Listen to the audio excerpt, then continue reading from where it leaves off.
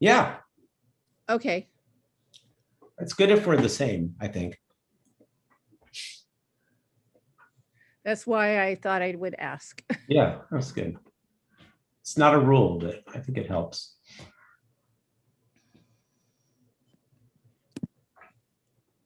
Oh, it seems like I have the wrong one. I need to look for the other one. There's no wrong one, Isabel.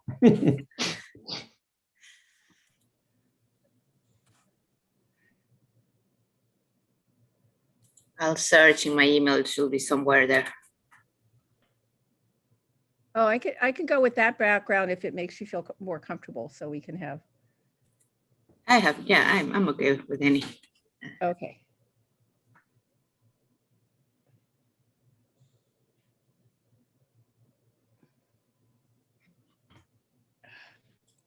The earring is not clipping.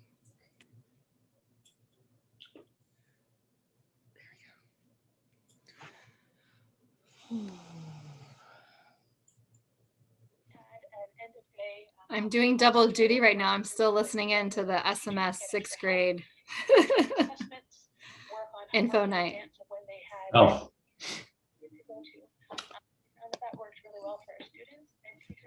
I understand that.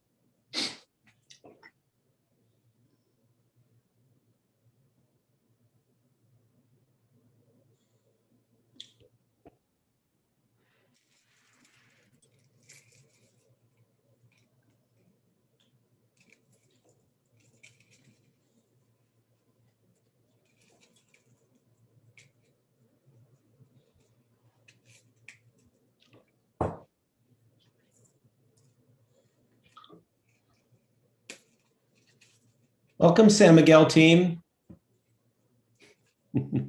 It's great to have you here. Thanks for having us.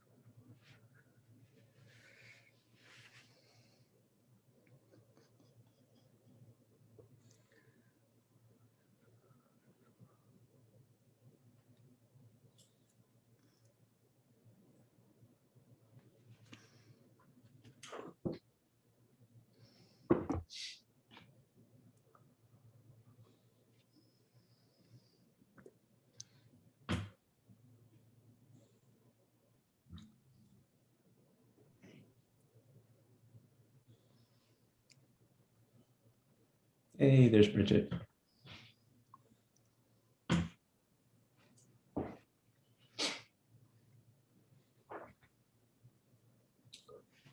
All right, is everyone ready if we get started? should I make the announcement about interpretation first and then get started? Yes, that would be great. Thank you. Awesome. Good evening, everyone. My colleague Monica and I will be the interpreters for this meeting. I'll also repeat this introduction in Spanish. The Zoom interpretation feature will be used in the Zoom meeting for English and Spanish support. All participants on this call must select their language of preference by clicking the language when the host turns on the interpretation feature. This will happen momentarily.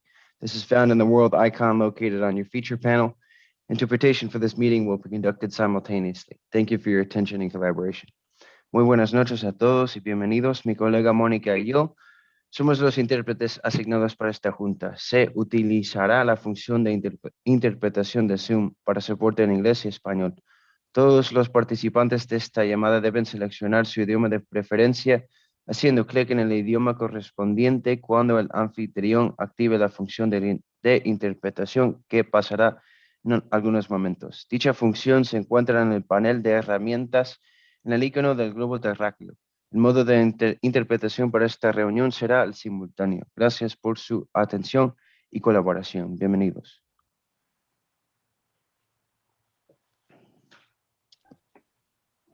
Thank you. I call this meeting to order at 7:01, and I see all board members are present.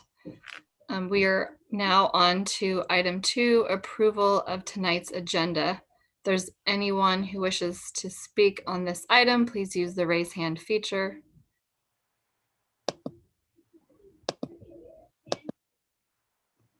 And not seeing any board, is there a motion?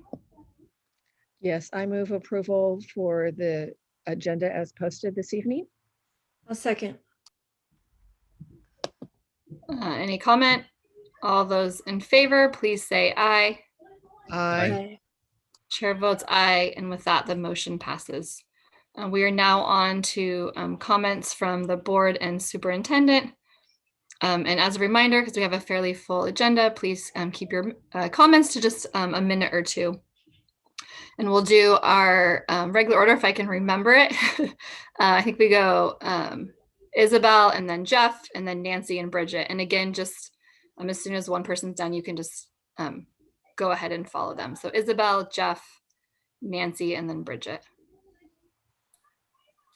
Sure. Well, last week or so hasn't been that busy. I got the master's in governance diploma. Well, it's not showing. That was done. For the rest, if any, won't be able to meet anyway in a minute and a half. But other than that, meeting with the supervisor of the district about basic needs for our kids and families, but nothing else to report or that can be discussed in any way. That's it. I have nothing to report out this week. I'm sending in all my activities to Jesus, but I did want to let you know, board, that I was selected as a fellow for the National America Walks College.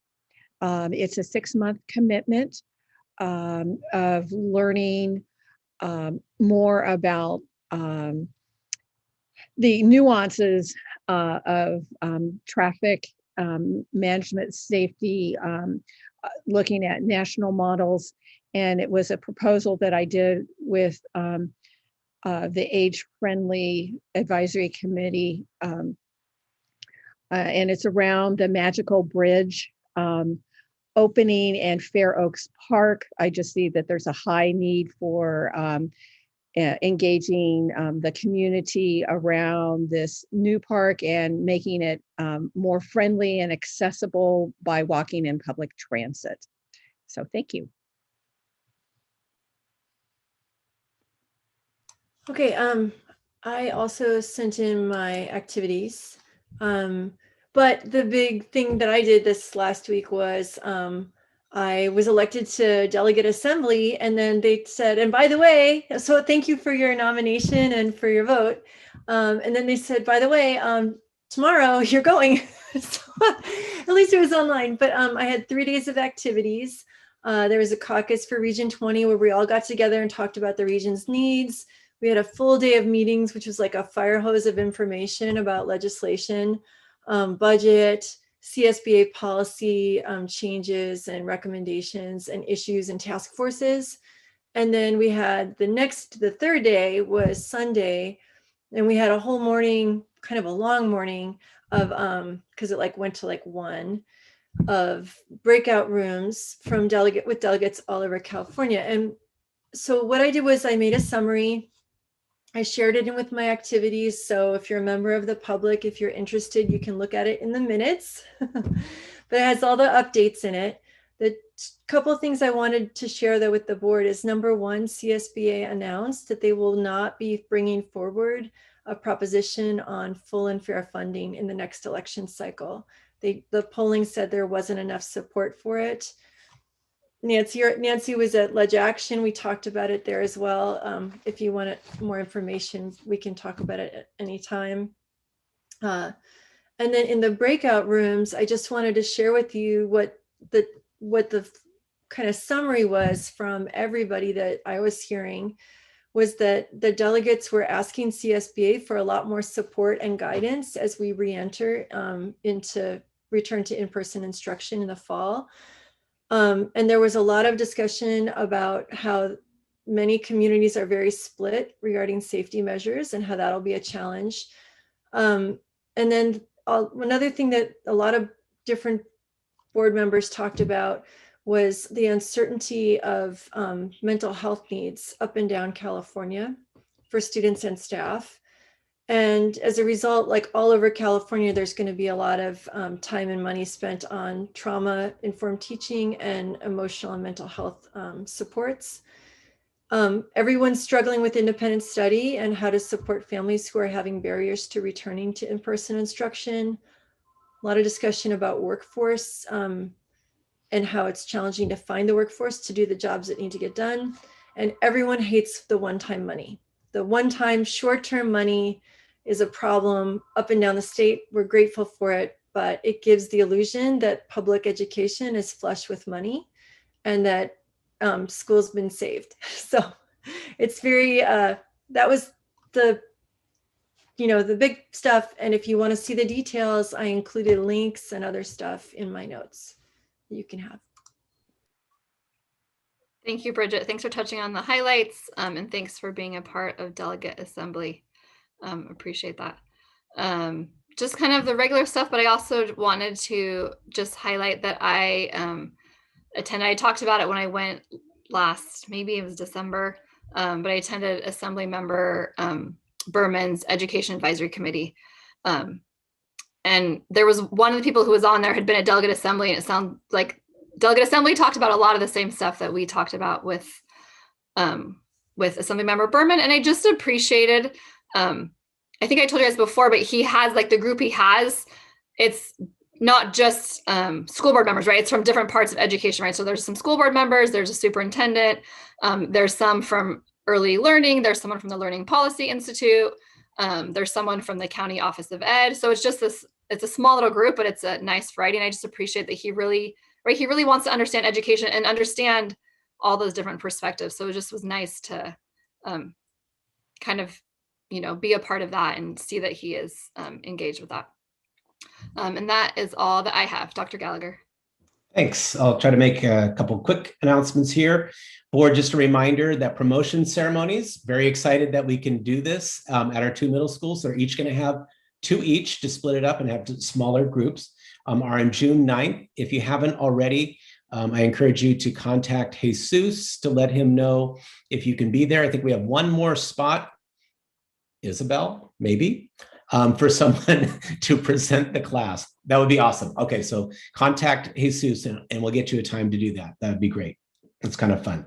It's not a speech, it's just like a short pre-printed thing. So also I wanted to let you know, board and community, that we are exploring having community vaccination sites at our middle schools, focusing on 12 and over.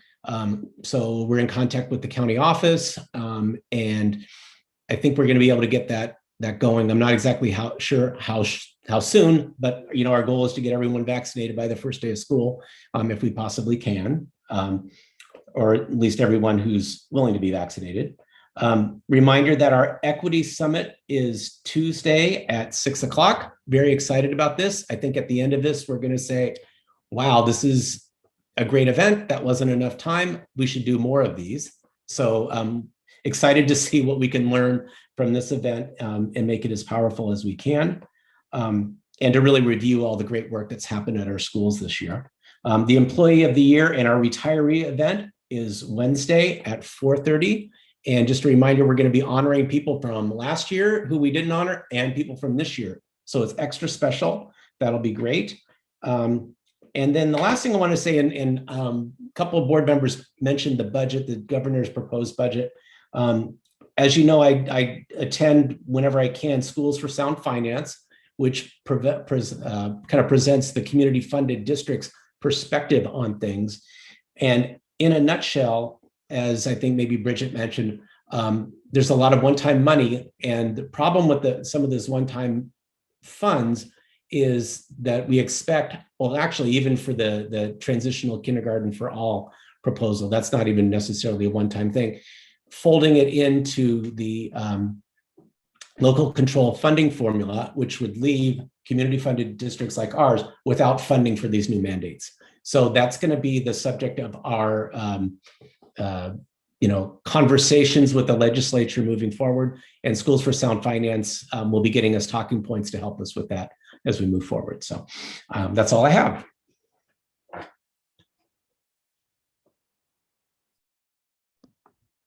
Thank you, Mike. We are now on to comments from the Sunnyvale Education Association. So if there's a representative from there, please use the raise hand feature. We have Heather Moomey. Hi, Heather, welcome. Thank you. Good evening. My name is Heather Moomey, and I currently serve as the chair of the negotiation team for the Sunnyvale Education Association. I bring you greetings on behalf of SEA. We greatly enjoy our positive working relationship with our district management teams. We know that it is not that way in most areas. However, I wanted to express our appreciation for that relationship. We greatly appreciate your ongoing recognition of how hard we have worked over the past year. Continue to do the good work and know that we support you and your actions to promote our students and their success. Thank you. Have a great evening. Thank you, Heather. Thank you, Heather. We are now on to item 5, comments from the California School Employees Association. If there is an official representative from that association, please use the raise hand feature now.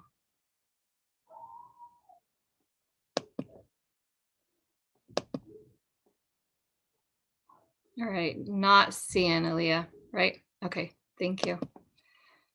All right, we are now on to item 6, comments from the public.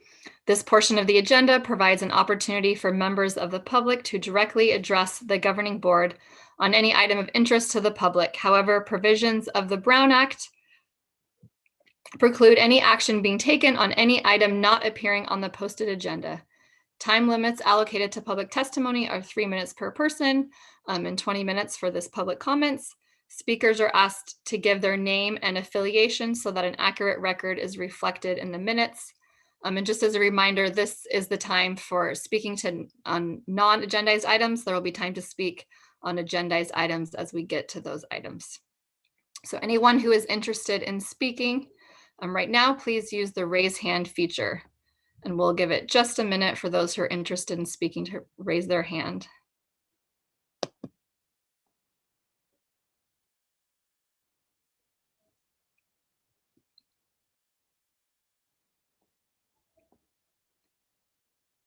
All right, so last call, if there's anyone else who wishes to speak, please raise your hand.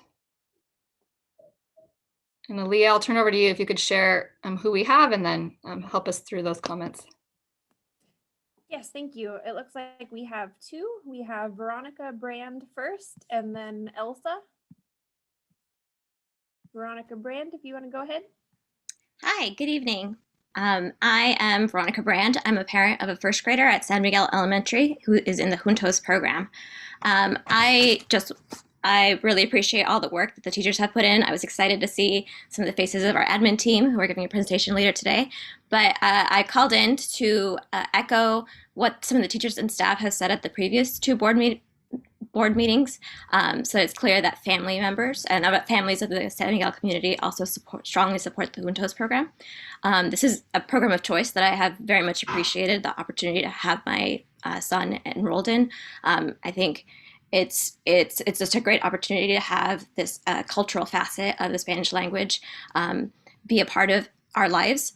While we appreciate this program of choice, we want to know that our teachers are supported. We love our teachers, love the community that's there, and believe that the district should also recognize our teachers and support them by providing a stipend for their specialized skill set, in this case for BCLAD. And so our tutor teachers are wonderful. They do a lot of work, more work with fewer resources and support. And as I said, this very specialized skill set. I think it's hard to find them. It's important to be able to retain them when we have such great teachers. And I request that the district help us support that with the BCLAD stipend. Thank you. Thank you. And then next up we have Elsa.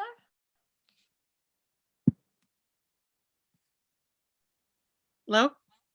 Yes, we can hear you. Hi. Well, I'm calling for the same reason. I wanted to talk about our Juntos program, which I've been enjoying and I adore. But I feel that our teachers have not been treated fairly.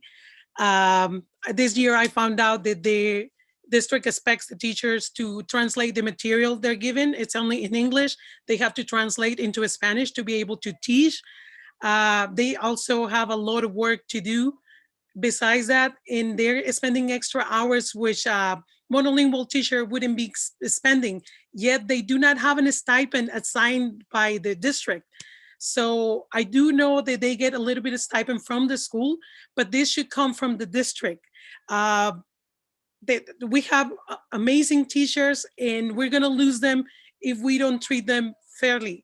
I went online, I did research, I noticed that neighboring districts do give a stipend to bilingual classroom teachers. In BICLAD, I think it's called, to all the bilingual teachers. Why are not we doing that? We have amazing talent in Juntos, and I know being a teacher is a calling, but they should be compensated fairly, at least comparable to our neighboring districts. So I wanted to bring that up to the table because everyone wants the kids to go back to school, but they do not see that some of our teachers are not treated fairly.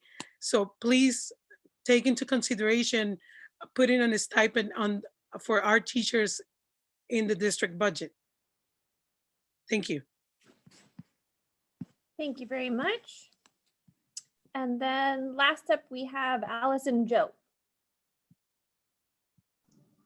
Hi, can you hear me? Yes. Hi, I wanted to put in my 2 cents too to support the BCLAD bilingual teachers at San Miguel and throughout the district. We love the Juntos program. Both my kids are in it in 4th grade and kinder. It's been an amazing experience. There's some really amazing teachers and educators at San Miguel. Our bilingual teachers truly put in extraordinary efforts. They're teaching in both languages. They develop really deeply engaging lessons without necessarily the same curriculum supports as the monolingual teachers. They're translating materials. They're putting extra effort into reaching out and connecting with students and families to make sure that all our students reach their highest potential. And although I do know they do it from their hearts and it's a calling, they should be recognized, compensated, and retained for their additional skills, their certifications, and the extra work and effort they've put into both building the Juntos program and sustaining it. And this program serves the San Miguel neighborhood as well as students across the district. It's really a unique opportunity. We're really glad to be a part of it. And I hope it can continue to just get better in the future. And please support our teachers by including the BCLAD bilingual stipend. Thank you. Thank you very much.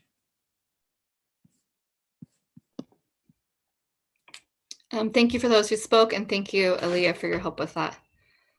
We are now on to our presentation. So the first one is 7A, the San Miguel Elementary School annual presentation.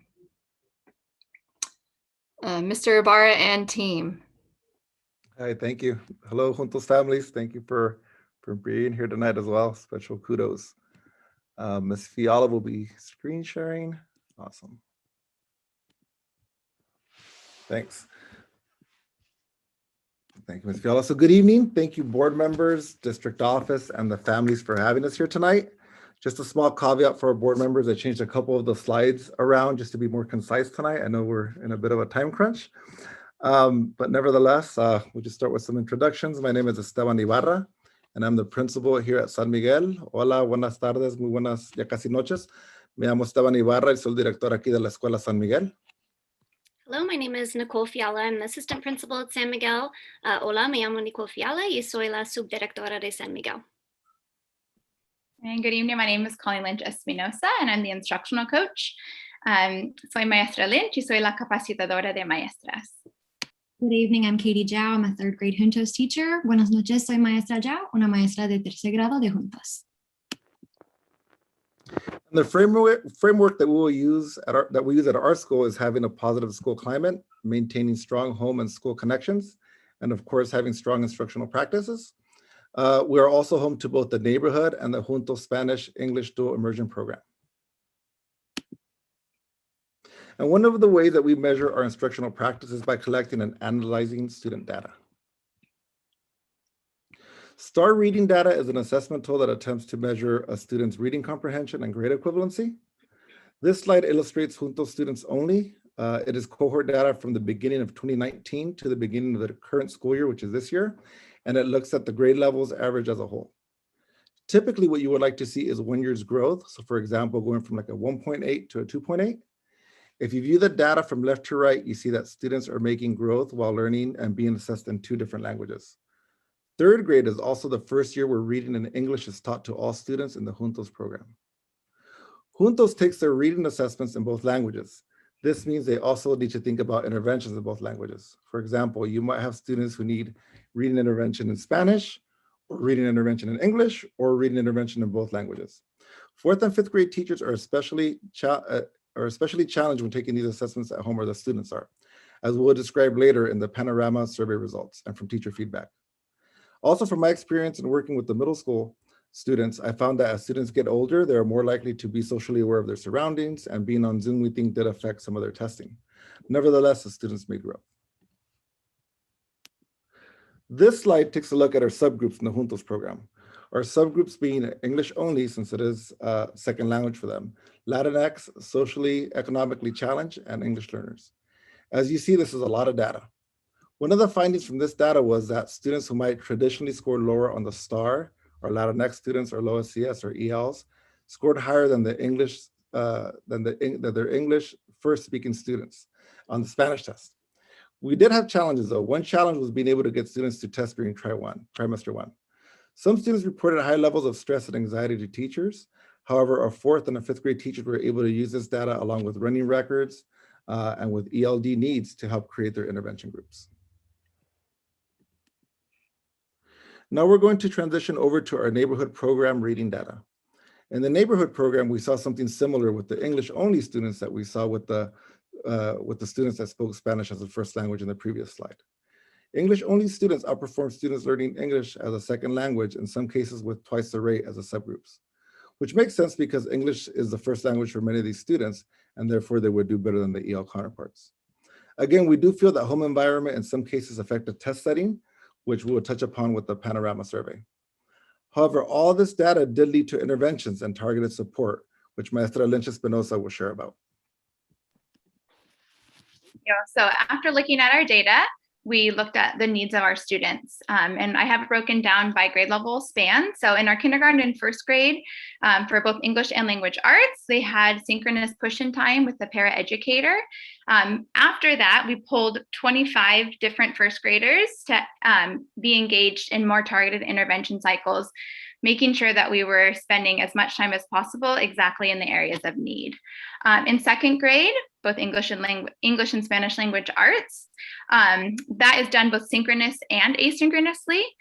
There were 23 second graders that were receiving daily intervention. The English students received SIPS, which stands for Systematic Instruction in Phonological Awareness, Phonics, and Sight Words.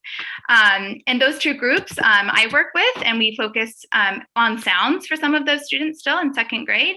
We're also targeting CVC words, CVCE, the long vowel words, and really focusing on word endings and how that changes the meaning of the word. During the asynchronous time, a lot of our Juntos students are receiving extra intervention to be able to decode syllables, read multisyllabic words, and improve their fluency, their language development, and comprehension. The good thing is all of them had targeted goals that we focused on for 4 to 6 weeks, and we monitored their progress. In our third grade classes, we had 17 students this year that had been served through intervention daily. During Debbie Weiss's asynchronous teacher tutorial, she was very focused on her skills. You can see some of the phonics skills that they focused on, as well as many reading behaviors. And the exciting thing is 100% of her students, of the 12 students she served, were able to make progress. And at the end, several had 0 or only 1 error when reading those words in context or reading that punctuation. So that was very exciting to see. Our other third graders, they're also continuing on their self-monitoring, self-correcting, and reading with punctuation. I also want to highlight our 4th and 5th grade interventions. They've been doing guided reading groups, as well as really targeting their writing conferences. Writing in 4th and 5th grade definitely takes a shift towards the students have felt like they've been writing in these genres since kindergarten, while the demands still continue to rise. So making sure that in 5th grade, they're supporting their claim with a variety of evidence for each reason, versus in 4th grade, so trying to support their writing with reasons. Another area I wanted to really highlight was our asynchronous designated ELD intervention. They worked hard to serve our students to orally describe a picture using adverbs and complete sentences, and to continue the work that our site has been doing around identity and gender. They worked on supporting the students with reflecting on possible pronouns when they see an image, to increase that critical thinking and social awareness. Some of our next steps for intervention will be continuing to making sure that our intervention matches the student need. So we'll do that by continuing our targeted cycles with pre and post data. One area that we're really working on, as Mr. Ibarra touched on at the beginning, was to determine how do we serve our Juntos students in 3rd, 4th, and 5th grade as we layer on that biliteracy and now more English language arts. So how do we serve them in both English and Spanish? And then how do we continue to make sure that the progress they're making is adequate? We're excited next year to have the TOSA to support with extra intervention that will focus on foundational skills and a lot of oral language development. All of our language learners, emergent language learners, missed out on a huge opportunity for language growth this year, having a shorter school day and less interactions. That will be a focus, as well as mathematical concepts and family engagements to create partnerships in learning. And Mr. Ibarra will continue to talk about some additional supports. Thank you, Maestra. So because we are a small school with 2 strands with the Juntos and neighborhood programs, we felt that the SLG Plus model was one way to support our students in K-3. The SLG Plus model is a full-day school opportunity for students Monday through Friday, 5 days a week. The students in this model are still Zooming from school with the homeroom teacher in the morning, and then they're pulled throughout the week for small group live instruction with the teacher. Some additional benefits of the SLG Plus are in-person counseling, in-person special education services, and social emotional learning and structured play from our Playworks coach, Coach Crispin. Since this is Classified Appreciation Week, we would like to give an additional kudos to our amazing SLG Paras that have supported this particular model. The next part of the presentation will focus on additional student supports around attendance, social emotional learning, and community feedback. Thank you, Mr. Ybarra. Now we're going to take some time to share some of our stakeholder feedback from this year. One area of feedback that we used was our Panorama Survey data. This slide shows a few highlights from our student and family responses. Areas of strength that were noted by our students were engagement in their learning, as well as 79% of our students shared that they feel that there is an adult on campus that cares about them, which is up 21 points from last spring. Our families shared that an area of strength was our efforts to provide resources for them during the pandemic, such as food, housing, and childcare support. Additionally, families shared that maintaining strong communication was an area of strength, and they appreciate the various tech tools that we've used, such as Class Dojo, to support their engagement in their students' learning.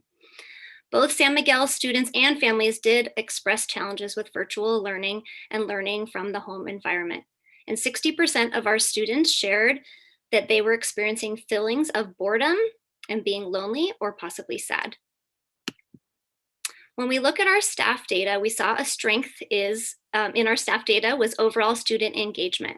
Other highlights showed that our staff identified communication and positive work environment as our community's strengths. We have continued to see the need to build connections with our colleagues this year. And in a few moments, we'll share a little more information about social emotional supports we've provided for both students and staff. We're now going to take a little time to look at our student attendance and engagement data. This is a snapshot of a traditional attendance data that we would review in a normal academic year. As you can see, the majority of our students have been attending class regularly, which we've been very pleased with. Some of the supports that we've put in place to continue to monitor student attendance are holding site and parent attendance meetings on a regular basis, offering supports and resources for those in need, and when necessary, making home visits to best support our families. We recognize, though, that attendance data alone is not an accurate reflection of our students' learning experiences this year. We took the time to dig a little bit deeper and created an engagement tracker for our teachers to monitor their students' engagement needs and share them with us. We broke down the data into 3 areas, as you can see here. Reviewing the data allowed us to begin various academic interventions, modify student work when necessary, provide social emotional resources, and organize additional supports for families and students. Now, Maestro Lynch Espinosa is going to share a little bit more about the social emotional supports we've provided this year.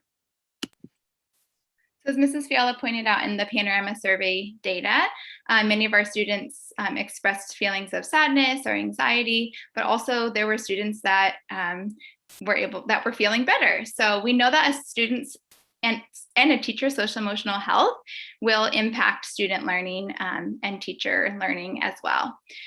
So we made sure that we did everything that we could to provide services for families and students. So our counseling caseload with Mrs. Diana Johnson this year, she had several students that were referred. Some students were able to receive counseling, some weren't, and then some actually moved out of the area. She also made sure to do check-ins every time that it was requested by a teacher as quickly as possible. And we were also able to recommend 28 families to the parent project. Some next steps for next year are to continue to connect with Rachel Bocosa, our district TOSA for social emotional learning, to hopefully host a night for some tools for our families. And then making sure that we continue the supports for our families, such as home visits that our social worker did, and just being extremely responsive to teacher and student needs. For our staff social emotional health, we were very fortunate to continue our partnership with Acknowledge Alliance. So we thank the district very much for continuing to support staff social emotional health. What was different this year was that Jean Hamilton attended every single one of our staff meetings. So she was present, people knew who she was, she built trust, and people knew they could reach out to her whenever necessary. we referred to her as just grab a cup of Jean when you need it. So there she is. She hosted our San Miguel Teacher Resiliency Group this year. And then in addition, Mrs. Fiala and Mr. Ibarra had new teacher meetings monthly that I also attended so we can continue to support our teachers and connect. One next step for us is to continue to build community between neighborhood and Juntos teachers. While we have a very strong community and we work very hard to remain united as one site, as Juntos has grown through the years, we have work to do to build, to continue to build our community within our staff. Thank you so much. I'm Katie Zhao, a third grade Juntos teacher at San Miguel, and I'm the lead for our school culture team. So our team was created out of necessity as a way to support our staff to start and continue their anti-racist work in their classrooms and to build community at our school site. So at the beginning of the year, we polled our staff to gauge interest and create buy-in. And this also helped us prioritize topics to discuss this year. And we held monthly staff meetings through restorative justice and community circles, talking about a variety of topics, including identities, such as family, neighborhoods, and gender identities, systemic racism, redlining, class privilege, and creating a common language among our staff and defining terms such as white fragility, color blindness, and microaggressions. We also hosted a teacher learning day with 100% positive staff feedback, featuring the 13 guiding principles of Black Lives Matter in the classroom. This helped us grow our site library with culturally relevant texts, thanks to our Sunnyvale Education Foundation grant and our PTA.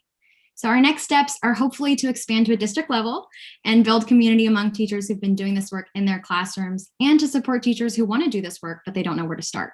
So I'm looking forward to moving forward as a district with equity, diversity, and inclusion. Teachers also created the Connection and Community Committee to build community as a school site in place of our monthly school assemblies. This helped our students feel like they're a part of a school community and reminds students of helpful school adults besides their classroom teachers. This also helps connect our students and our teachers as a campus, especially since we're in virtual school. The CCC created monthly principal message videos featuring campus tours, games like charades, Rochambeau, and Spot Sharky, our school mascot. We also had staff spotlights and student joke submissions. The CCC also hosted a community cooking night planned in partnership with the PTA. Mr. Ibarra will now share some of student case studies. Thank you, Maestra Zhao. So yeah, the next part of the presentation will take a closer look at how the things that we spoke about tonight impact the reason we're here tonight, which is our students. So I'm going to start. So this is a snapshot of a student named Anabell, which is not her real name. Anabell has come a long way this school year. Anabell is a female student who lives with both parents and her siblings. She receives special education services and she's a natural leader. However, her anxiety has interfered with her learning. Some of the interventions tried this year have been weekly counseling, small group reading intervention, being part of the SLG Plus, and one-to-one daily check-ins with the teacher. Although for a large part of the school year, Anabell was challenged with logging onto Zoom, participating and building positive relationships, she has come a long way. Anabell has rediscovered her assets as a leader. She helps lead small groups, she is positive, she is a perfectionist, she's a good friend, and according to her teacher, she loves to dance on Zoom. So good job, Anabell. Our second student we'll focus on is Neymar. Neymar is a male student of color and is the youngest in his family. He is funny and a quick learner. Neymar speaks English as a second language, and at the beginning of the school year, he was reading 3 months below grade level. Interventions for Neymar have been he has been a part of a reading tutorial, establishing learning goals with his teacher, and frequent communication with his family. At the beginning of the year, he was not attending class, he was not doing any asynchronous work, and there were many teacher meetings and texts with mom to get Neymar connected to class. Neymar has increased 2 reading levels and is now reading at grade level. His class participation and engagement has also increased. However, around spring break, Neymar had started to show signs of less engagement, and he was not completing all the assignments again. As part of a student interview, his teacher found out that Neymar really wanted to come back to school in person. Most recently, we were able to invite Neymar to join the SLG, and in doing so, he has become engaged again. This is just a small snapshot of student challenges and successes at our site, and we're grateful for our entire school community. And with that, we would like to open it up for any comments or questions. Thank you.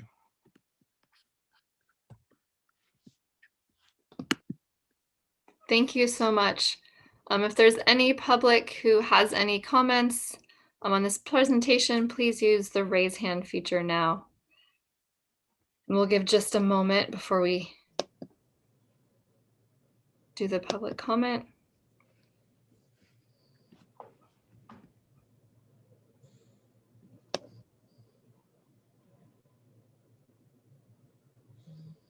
All right, it looks like there is no public comment.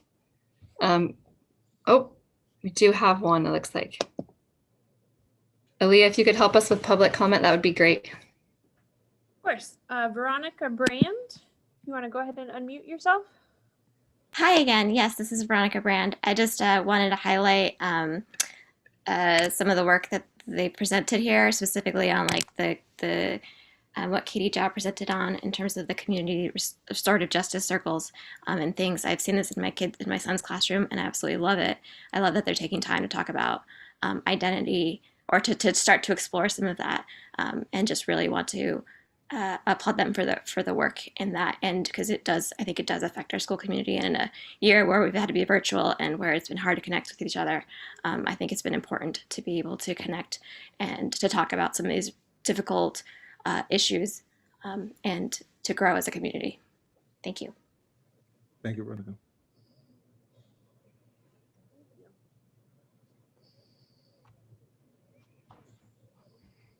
Aaliyah, it looks like there's one more. Yes, Maite Malfatano.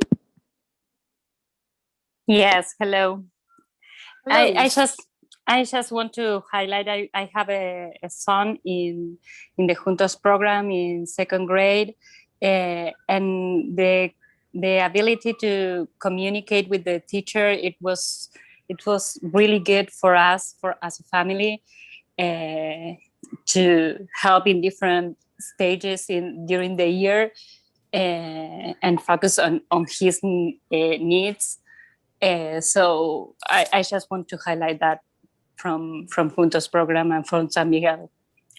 Thank you. Thank you.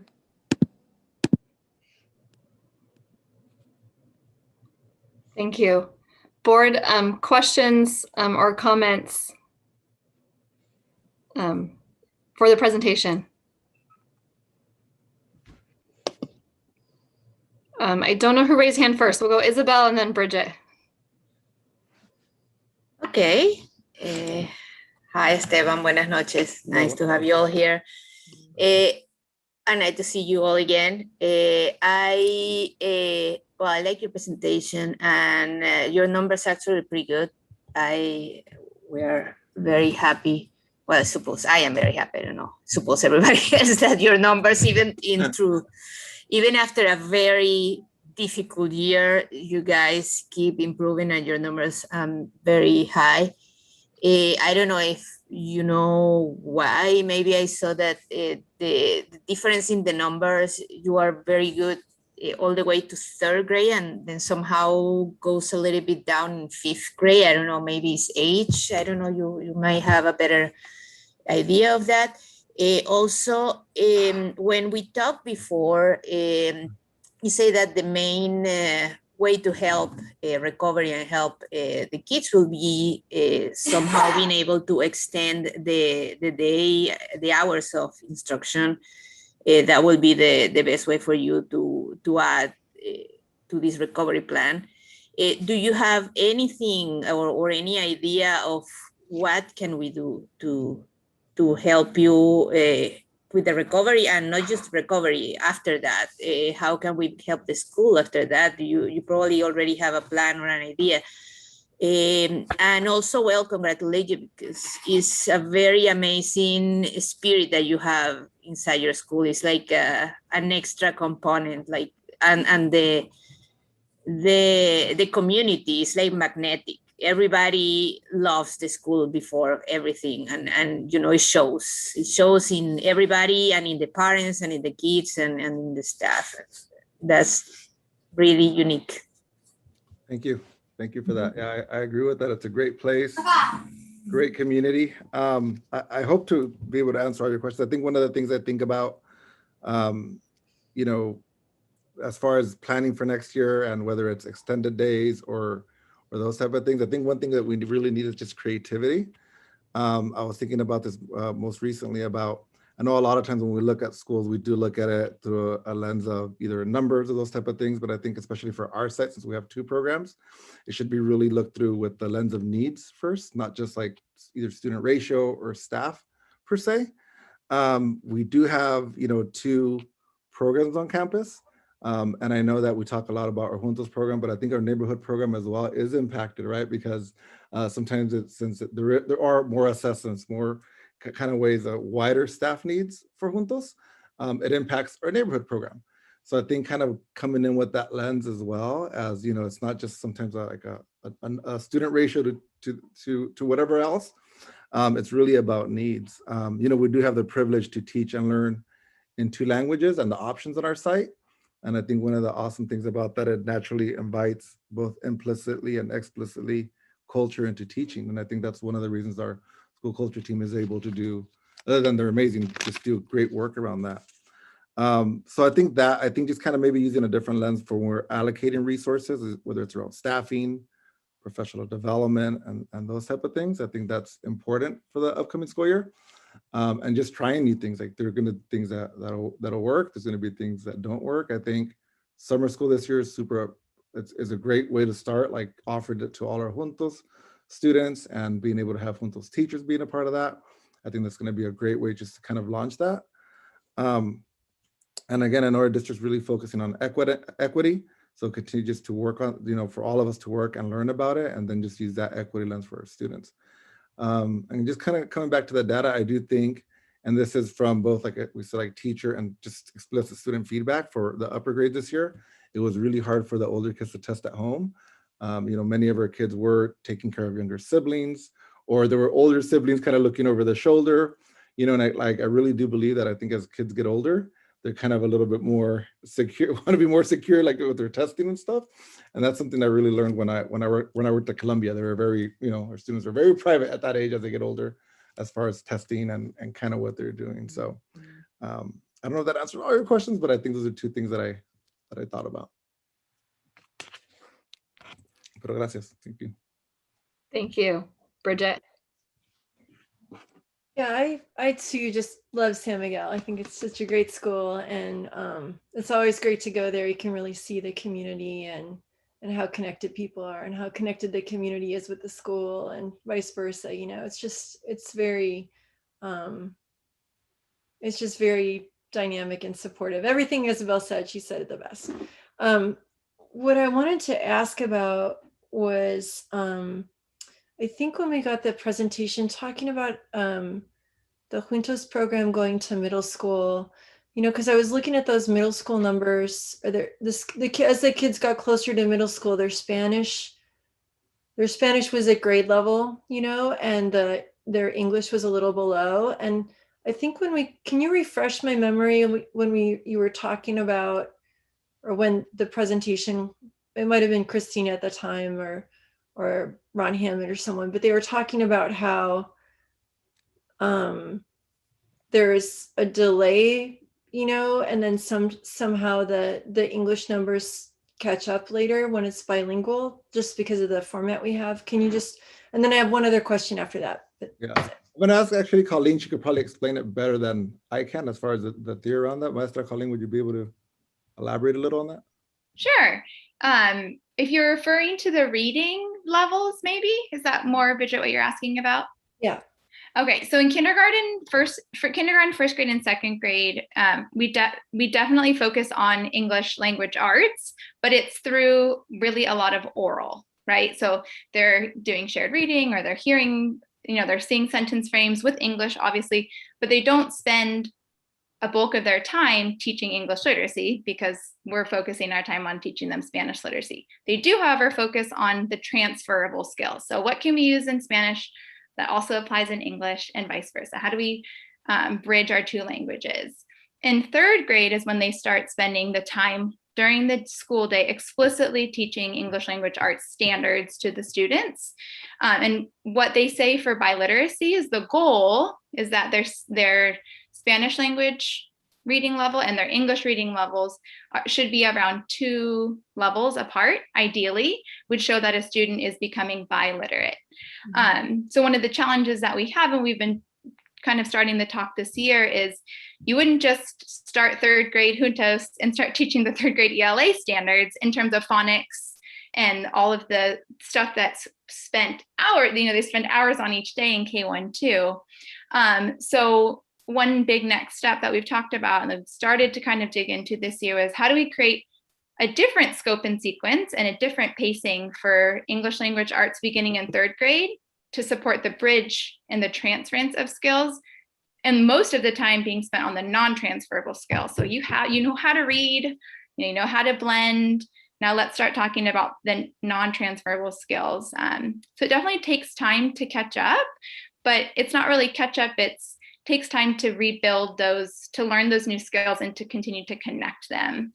And we're, as a Juntos team this year, we started talking a lot about translanguaging and how it looks in our school, how it looks in our class, to make sure that our students are using all literacy skills and all language skills to become bilingual and biliterate.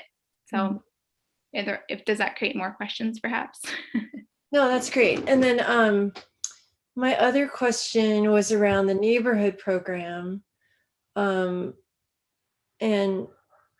my question is, like, a year ago or so, were these numbers for the 5th graders, were they running about the same, or were they a little like what's kind of, is this, I know you were saying that the testing environment at home, like you think they're probably a little bit higher than what we got out of the testing and the testing conditions and everything. But like, are you feeling like they're way out of range, or are you feeling like they're just a little low? That's a really good question. I think I didn't go back and look at the 2018 data. That's a really good question as far as that specifically, or if I didn't write it down. But I think typically the scores do dip sometimes a little bit just from working at the middle school. Like, it's been a challenge, not just at our school, I think just at different sites, especially when looking at subgroups, where you're looking at language learners, students of color, sort of the, with maybe that are socially, economically disadvantaged. So I would probably say they might be closer, but it's probably closer at a lot of sites and really at a lot of districts, unfortunately, when we look at subgroups. Yeah, so then to the board, I guess, one of the things that I brought up in one of my packet questions or comments was, I would love to get this as one of our discussions for later, like when we talk about, like, when we have time to really talk about it. And I don't know if that would be in the LCAP discussions or if it's part of a study session next year, but I would really like to look at,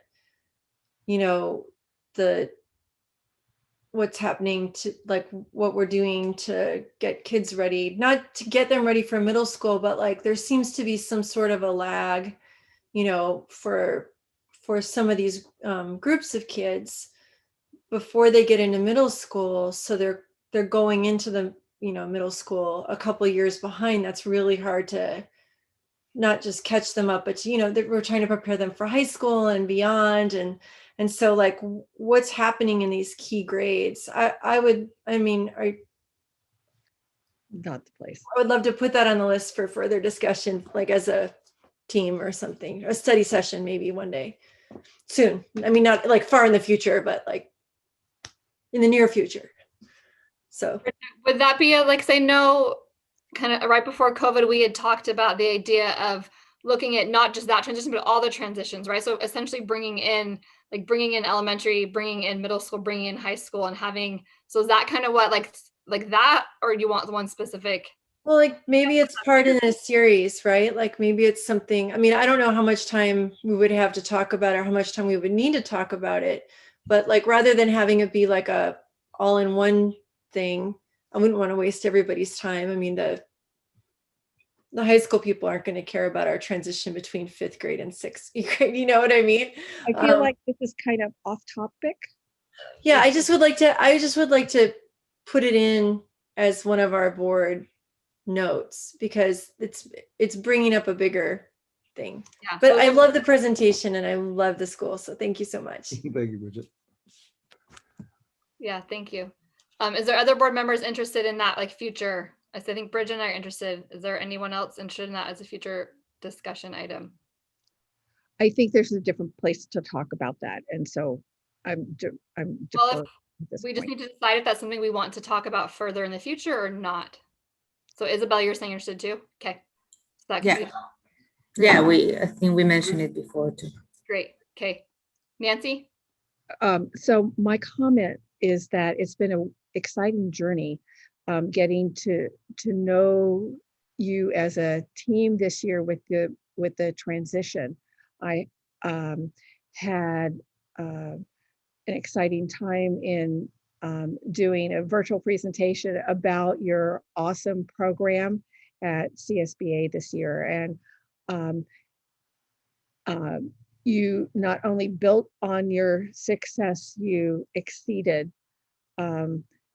capacity in trying to meet the unique needs of this particular year. And I want to say how much I appreciate the creativity and the exciting parts of reimagining that you have described about how you're rethinking in a student-centered focal point.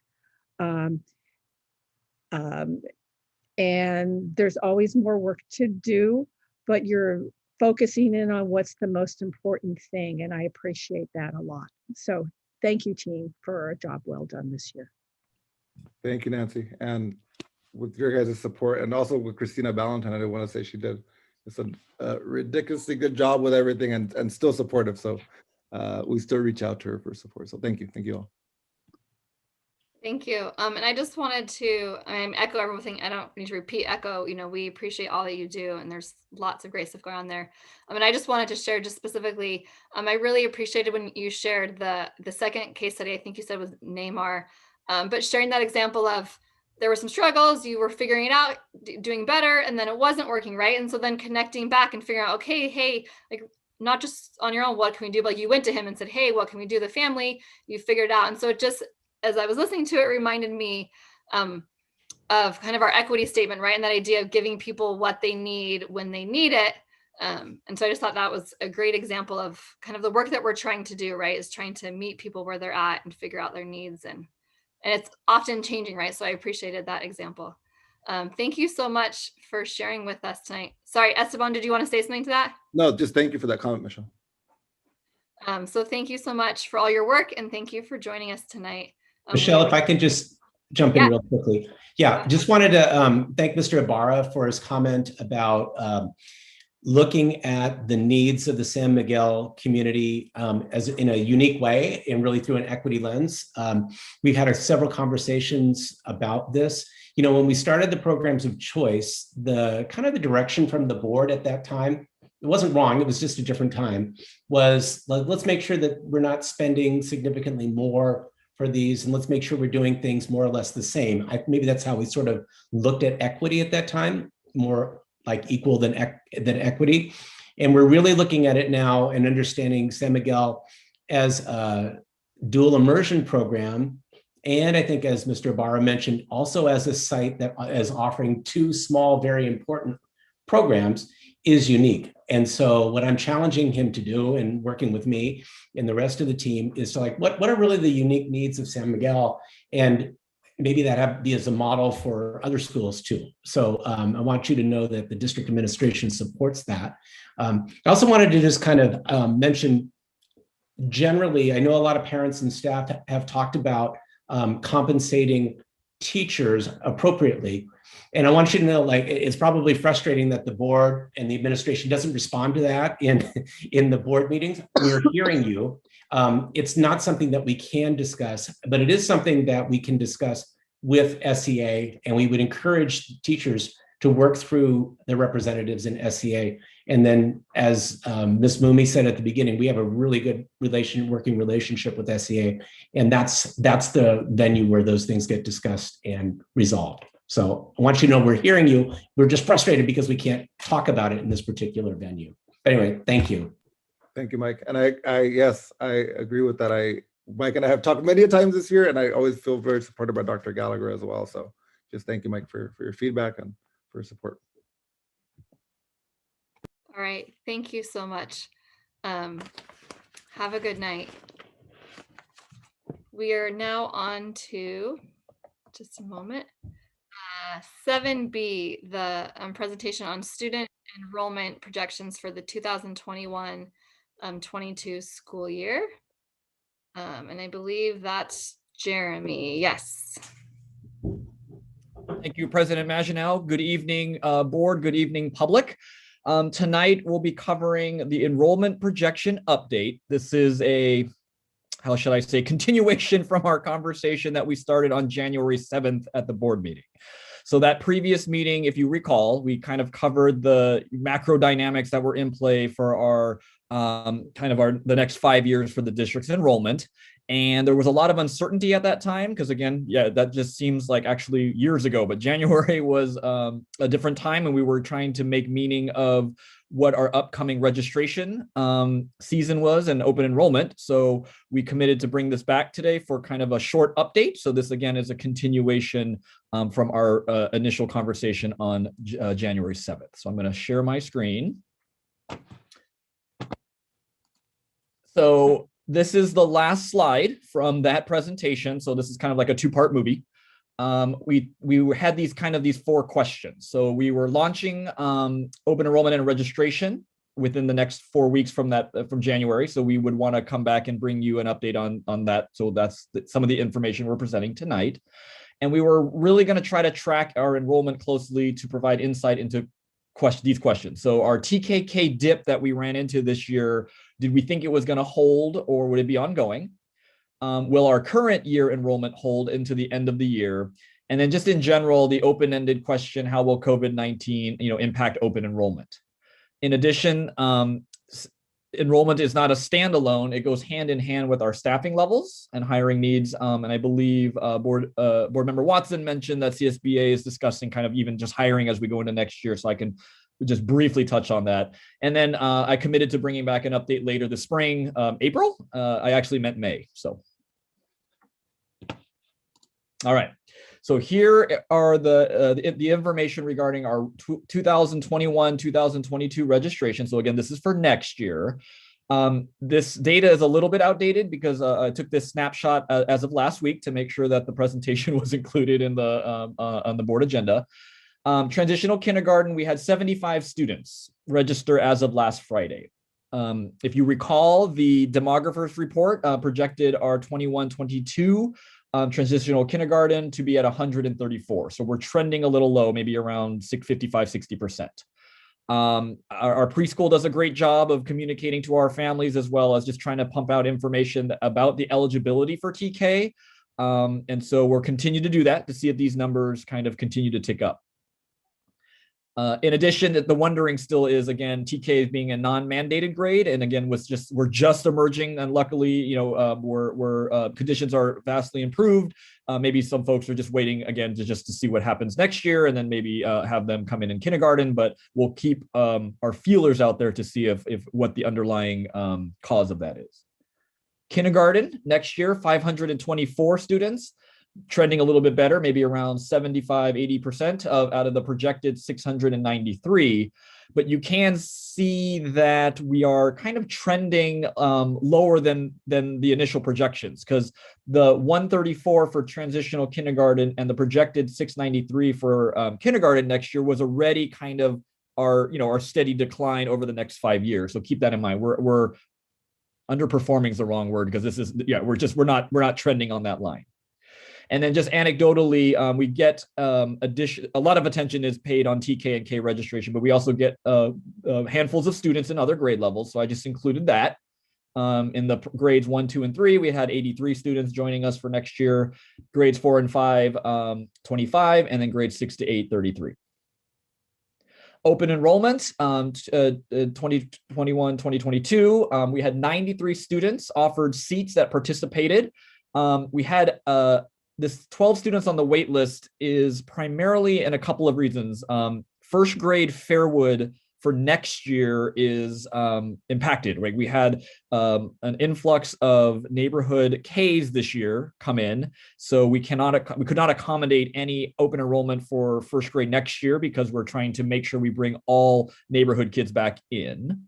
And then there's a handful of students of that 12 that are part of the Ellis, and we were just really watching that carefully as they go into construction to make sure that we're not over just putting more students into there as they have their transitional housing as they enter into their modernization project.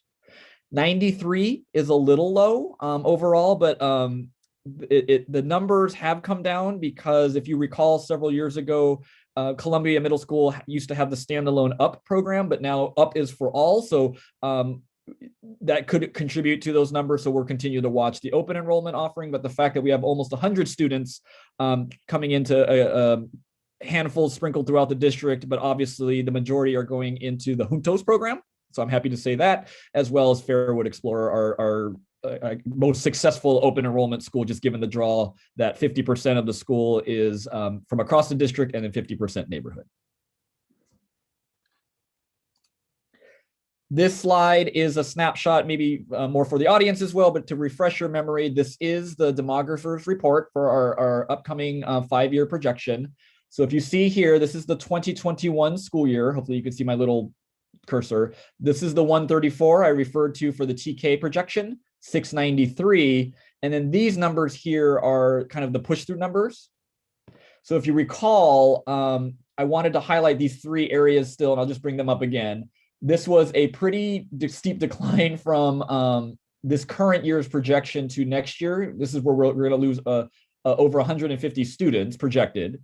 And then if the TK and K, oops, oh my Lord. If the TK and K are coming in lower, this is going to accelerate a little bit more. And then it starts to even out, as you can see, but still decline where it's not as steep, where we're maybe losing 40 students or so, and then settling around 2025 projections of 5,500 students. Reminder, this is TK to 8. So this was that other slide, and I added these other 3 data points just to answer the question, would our enrollment hold, where this purple is our current year, and the last snapshot I gave you was only these first 2 data points. And so I'm able to include the January and the March. And again, we're tending to trickle down, which is a similar pattern that we've had in the previous years. But if you go back 3 years, this is where we were pretty much flat, right? Because we had a band with it, we were up or down within 100. And then it kind of, the past 3 years is where it's accelerated down. I should note right now to give a shout out to our Mighty preschool program. Just a reminder that even though our overall enrollment TK to 8 is decreasing, preschool holds steady, starting the year usually around 160, 165 students. And then actually they increase enrollment toward the end of the year. The last snapshot I looked, preschool has around almost 200, 198 students. So our next steps is continuing registration throughout the summer. We had a past practice in the district, and maybe Michelle and Bridget, and even Nancy, like the parents and Isabel and Jeff, well, I just said everybody, where the new registrants used to line up outside of school. There was this perception that it was fair because first in, they would bring chairs and kind of camp out. Last year, we obviously had to break that pattern where we spun up an ad hoc online registration process. And I'm pleased to say that we were able to refine that this year, and it's working better. So the bottom line is that with the online registration, we can basically keep registration open year round. And we're going to do that this year with some assistance from some dedicated health assistants and school secretaries to just keep the registration flowing throughout the summer, because we used to shut it down, open up centrally for 3 weeks, then shut down again. So again, to try to just make sure have everybody in place that we can on day one to really start our recovery, to have them in the seats. We're going to just keep that rolling. So that's a grand experiment. So I will let you know if that works or not. We also carried our current staffing ratios from this year into next year in general. And that's going to serve a couple of purposes. But it really is to just make sure we don't get caught off guard. Again, just in case. Again, there's some folks that are skeptical maybe of our in-person opening. And as we get a couple of weeks out, everything's gearing up. So then they're saying, oh, no, okay, maybe we want to end. So we just want to make sure we have staffing in place to accommodate that. In addition, if we have declining enrollment overall and maintain staffing, that's going to give us some, I don't want to call it wiggle room, but just additional capacity throughout our system, which is going to help. And then also prevent overflow situations when practicable. That's my new favorite word from this year, so I'm going to keep using it periodically. So thank Nancy, notice that, thank you. But it's the sense that it is mildly disruptive because we try to get neighborhood kids back into their neighborhood school. So when there's an overflow situation, we have to provide a spot in an overflow site. And then if there's an opening at the site, we bring them back if the parent wishes to. And you can see how even those little movements can overall just kind of, cause impact. So we're really trying to keep the resources in place for next year and minimize the overflow situations. I covered these bullets out of order. I apologize. So that we're going to continue monitoring our enrollment because it's open throughout the summer, just to make sure we have good communication from when the sites start to open up again in August, that we have a smooth opening and we're off and running from day one. So, and I believe that is the end of the enrollment update for 21-22 registration. Are there any questions or comments? Thank you, Jeremy. If there's any members of the public who wish to comment on the presentation, please use the raise hand feature now. And we'll give just a moment for anyone who would like to speak.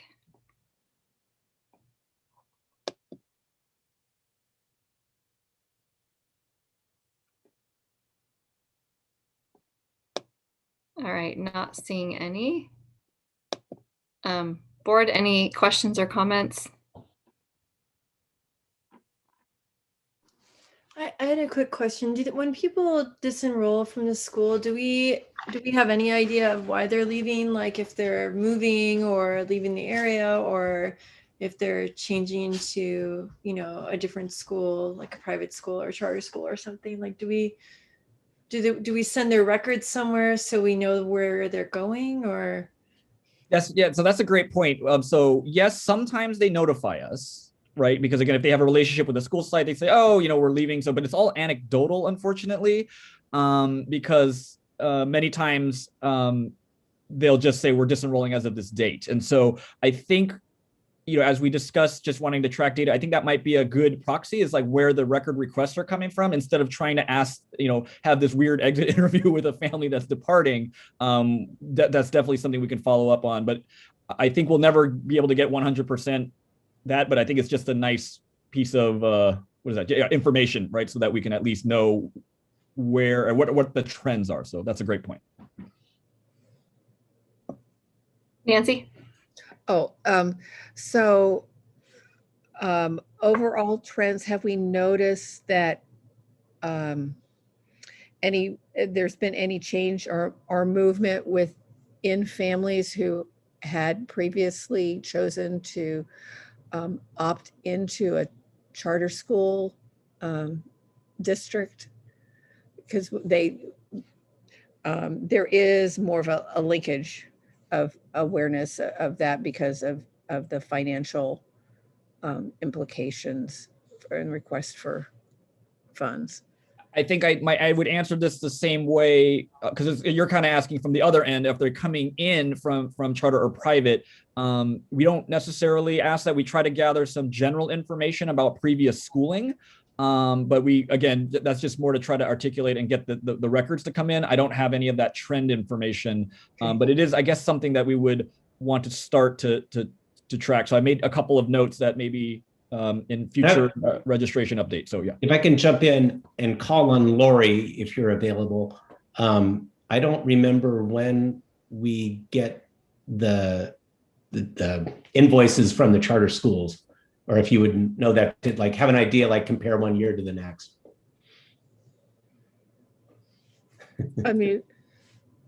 Sorry. The first invoice is August through December, I believe, and then they come monthly after that. And Summit Denali is the only charter school that is currently invoicing us. We do have a couple of students at various rocket ship sites, but they have not invoiced us as yet. I accrue the expense every single year, but they have not yet invoiced us. But that's one way, I think, as you point out, Nancy, that when we're done with all that data, we can see kind of how it was, but it's not very timely, unfortunately. Yeah. Thanks, Lori. Of course. Board, any other questions or comments? Just want to say thank you, Jeremy. It's helpful to get the updates and just kind of be aware and know what's going on. So we appreciate it. Thank you to you and the team behind you. Thank you. Board, I just want to do a check-in. Do we want to do a 5-minute break? Do we want to jump in and do our review and discussions? And then maybe do a break after that?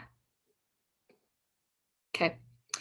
So we are on to review and discussion. The first one is 8A, the first reading of Board Policy 4119.24, the maintaining appropriate adult-student interactions. And that is Jeremy. Yes. Tonight I bring forward Board Policy 4119.24. Maintaining appropriate adult-student interactions. This is a recommended, not mandatory, CSBA policy. We thought it was important to kind of, as there's an attention to being brought back to school, to highlight the fact that we are maintaining a safe environment, including calling out appropriate adult to student interactions. So this board policy is a brand new policy that we'll be bringing forward. This is not, it's not existing, so it's a brand new. That's why it's entirely in red. Thank you. If there is any member of the public who wishes to speak on this item, please use the raise hand feature now. We'll give just a moment.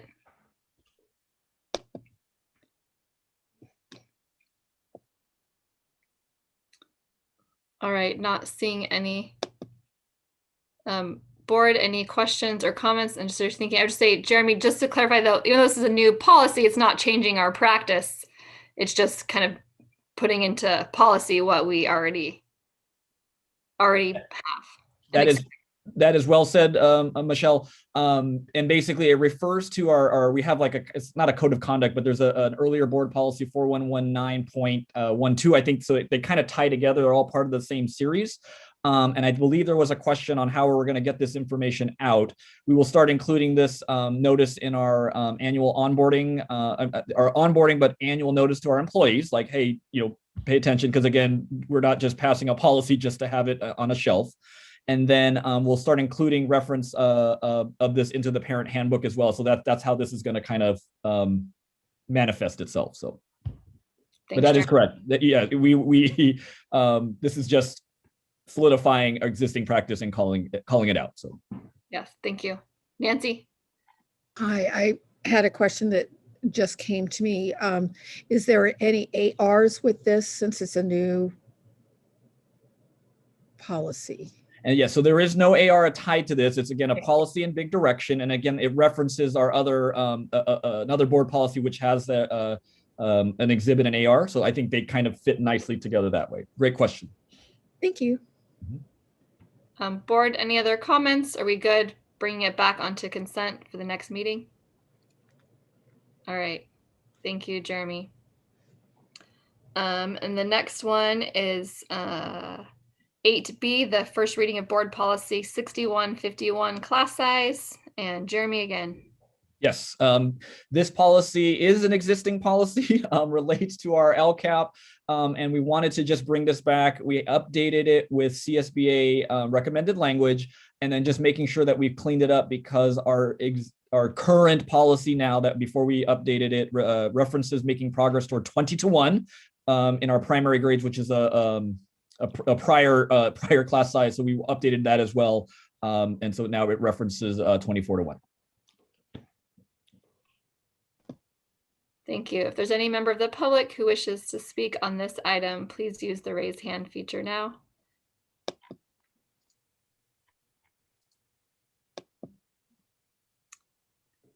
And not seeing any. Board, any questions or comments? We want it to come back on. Yes, Mike. I just want to congratulate Isabel, because in her master's in governance, they asked her as an assignment to bring in board policies, and she found this one that was out of date. So good job, Isabel. If you ever see something like that, let us know, and we'll get it updated. Good job.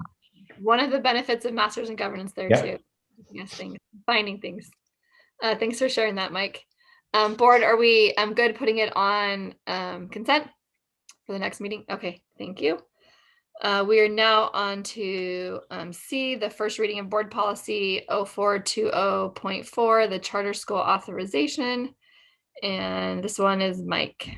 Yes, so this is a simple update to update our language in our board policy to comply with relatively new law. We clearly don't have any charter schools pending, but it's really important that we have our policy aligns with the law. And you may remember that I think it was Governor Brown, like maybe in his last year or two, signed into law some new updates on charter school authorization. So this really reflects those updates.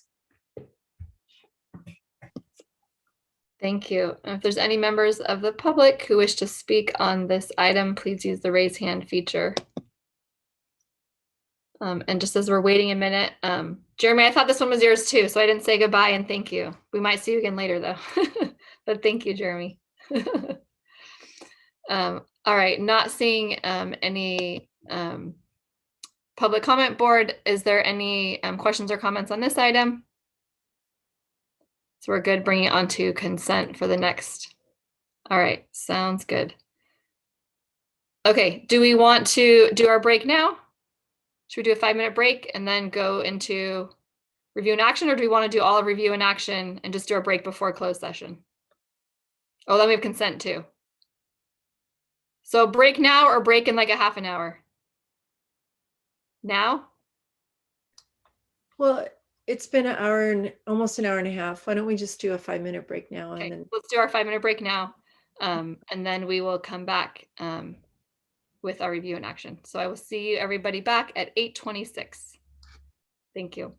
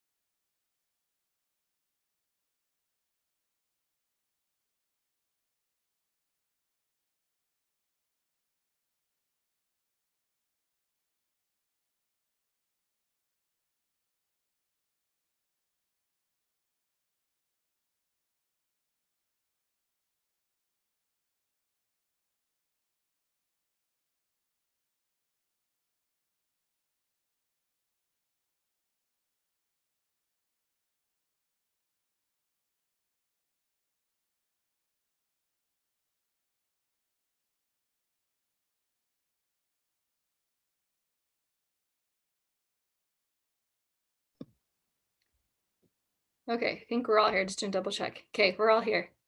All right, we are now on to our review and action items. And these first three are some of our favorite things we get to do of the entire year. So our first item is 9A, the 2020-2021 Classified Employee of the Year nomination. Jeremy. Yes, welcome back, board and members of the audience. As President Maginel stated, this is one of the most amazing components of our district, where we get to honor our classified, our certificated, and our management team member of the year. This is a long tradition of how we run this process. It's pretty secure. We try to keep everything under lock and key. So I have the results right here. And we're going to try something with some new technology. I'm going to try to pass this over to President Maginel. So we're going to see if this technology works. Let me input this into the code here. All right, I'm going to try to send. Oh Lord, okay. There you go. Did you get it? I'm reaching. Oh, all right, it worked. All right, well, okay. Mr. Arnett, we rehearsed that all yesterday. So okay. So thank you. All right. Now, seriously, the first up is our Classified Employee of the Year nominations. In the board report, you can see that we have fantastic nominees from each of our school sites. In addition, we honor an Iowa campus nominee as well as a preschool. So we have a fantastic mix here of school admins, outreach assistants, paraeducators, operation folks, KLAS, and even food service. So I'm gonna, without further ado, I'm gonna pass it over to President Maginel to announce our winner of Classified Employee of the Year for the Sunnyvale School District. Thank you. And before I open it, Mike, did you want to swear people to secrecy? Yes, I would like. So typically we do this at the very end of the meeting, and it's this time of year and there's no audience. So we don't have to do this, but I want everyone to raise their right hand and to promise or affirm that they will not repeat the winners of these awards until 10 o'clock tomorrow morning, because we want it to be a surprise when we go out to the schools. Okay? Does everyone promise or affirm that? Nod your head. And everyone in the audience too. Audience, yeah, this is not just us, this is audience as well. Yeah, it's a secret. Even the interpreters affirmed it. I noticed that, so that's fantastic. Thank you, everyone. And I just realized, because we never do have public at this meeting, that we've never had public comment on it. So when would I take public comment on it? Should we maybe do all three, and then if there's any public comment on them, we'll take it after the three maybe? Okay. All right. I'm sad, like normally we're in person and we do a drum roll, and this is, I wish we were in person together. All right. So Classified Employee of the Year. The superintendent recommends that the Board of Education approve the selection of Claudia Estrada as the 2020-2021 Sunnyvale School District Classified Employee of the Year. Congratulations, even though it's a secret, so no one spread the news. Board, is there a motion? I move approval for the board to approve the selection of Claudia Estrada as our 2020-2021 Sunnyvale School District Classified Employee of the Year. I'll second. Okay. Jeff. All right. Jeff's taking the second on that. Board, any comments? On behalf of the board, I'll just say congratulations to everybody, right? All of them, for all this outstanding work. All right, all those in favor, please say aye. Aye. Aye. Chair votes aye, and with that, the motion passes. On to B, the 2020-2021 Teacher of the Year nominations. Yes, it is my pleasure to present to you the nomination list, the nominee list for our Teachers of the Year or Certificated Employee of the Year. Similarly to the classified, you will notice that there's an Iowa campus representative, so those could be coaches or any other district office certificated staff member.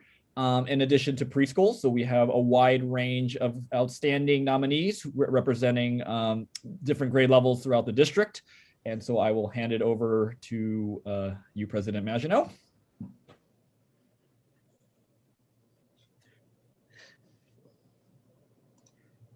I didn't realize you gave me all 3 envelopes at the same time. I did, yes. We're trying to be more efficient.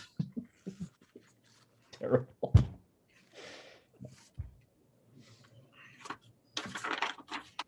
All right, drum roll. The superintendent recommends that the Board of Education approve the selection of, and I apologize if I pronounce wrong, Julio Delgado as the 2020-2021 Sunnyvale School District Teacher of the Year. Jeremy, did I pronounce correctly, or is there a different way? Nope, you did. You pronounced his name correctly, Julio Delgado. Congratulations to Julio. Probably Julio Delgado, but I suppose that works. Thank you. Yes, my bad, no Spanish accent, English version. I try. Thank you, Isabel. All right, board, is there a motion?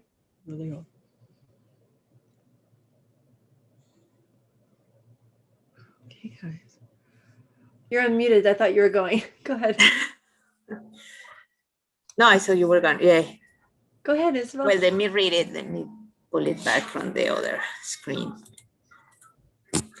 Well, I move that we approve the Teacher of the Year. I don't know if I need to read it exactly.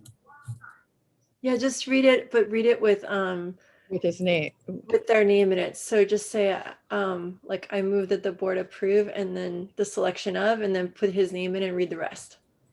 Yes, I move that the board approve Julio Delgado for the selection of the Teacher of the Year.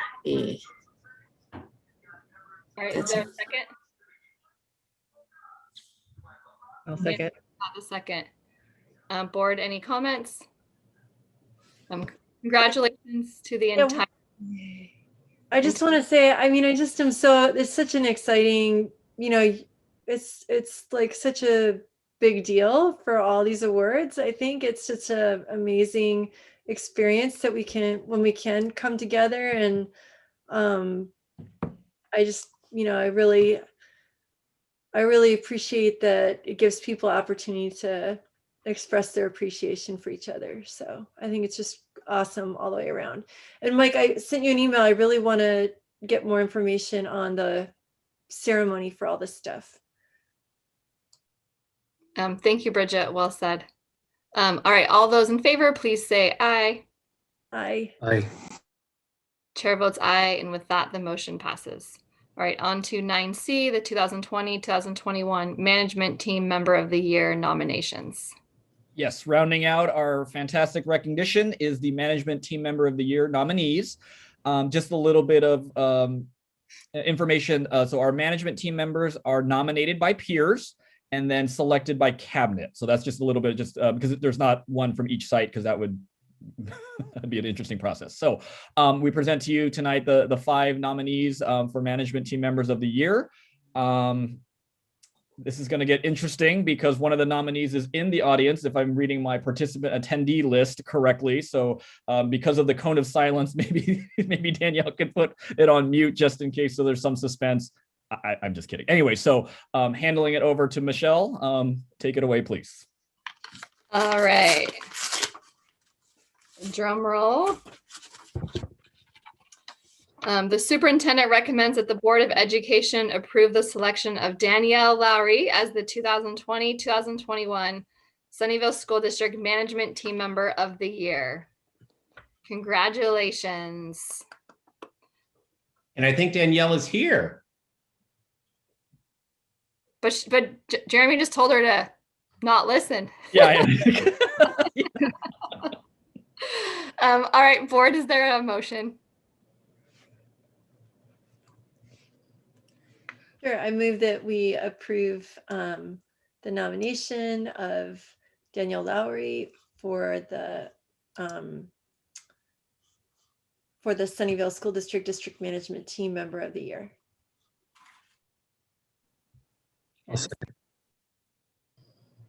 Board, any comments? All right, All those in favor, please say aye. Aye. Aye. Chair votes aye, and with that, the motion passes. And then we will take if there is any public comment on any of the items A, B, or C. Please use the raise hand feature now. This is where Danielle makes a speech since she's here. Yes, I think. We will not put her on the spot. All right. Seeing no public comment, congratulations to everybody. We appreciate all the hard work and that we can recognize a lot of that, the great work that is happening in our district. So thank you. All right, we are on to 9D. It's a public hearing regarding the initial interest statement of the Sunnyvale School District Governing Board and the initial interest statement of the California School Employee Association for the 2021-2022 negotiations. Jeremy. Yes, similar to the certificated negotiation collective bargaining process we went through earlier the spring with SCA. This is I'm proud to bring you the district's and CSCA's initial proposal for negotiations. This is our sunshining process where we are able to, I guess, present to you and the public both a set of interest statements and the scope of negotiations for this year. It's part of the, I guess, transparency process to inform all stakeholders of our intentions. We will, both sides are eager to open this discussion as the end of the school year approaches. So that's what the purpose of this item is for. So.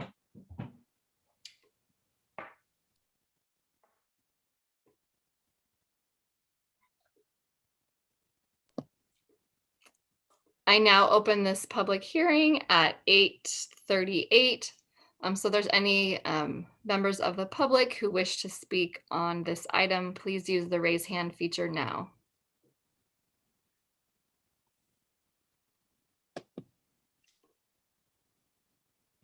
And since it's a public hearing, I'll probably wait just a little bit longer if there's anybody who wishes to speak.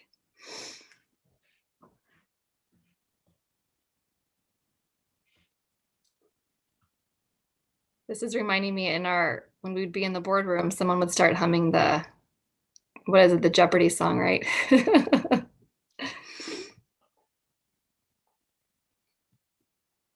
All right, not seeing any public comment. I close the public hearing at 8:39.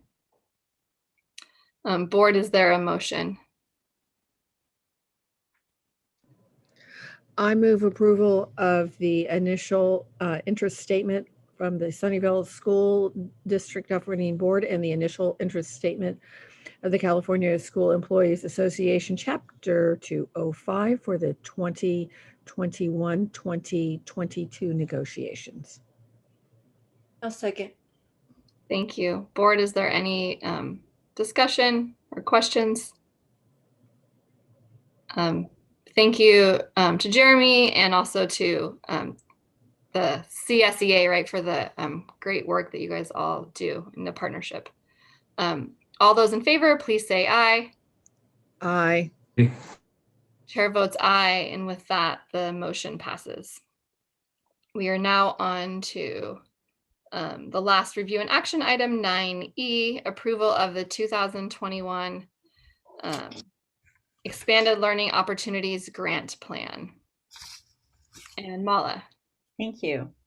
Yes, so we bring to you for approval this extended learning grant that provides an outline of the ways in which we intend to expend the money.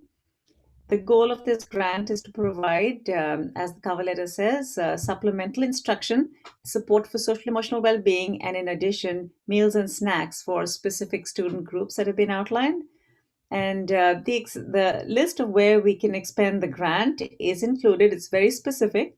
And as you can see, it is definitely a multi-department effort that has been put together to make sure that we are meeting the outlines of where the grant specifies the monies can be spent, and also be very importantly on the student needs that we have. This is something that has been put together as an initial outline, and we are, as is permissible, If needs and circumstances change along the way, we can bring back to you amendments if they arise. But this is an outline of where our intention is to spend the money on the students who need it after the pandemic. So thank you for approving the outline of the extended learning grant. Thank you, Mala. If there's any members of the public who wish to speak on this item, please use the raise hand feature now.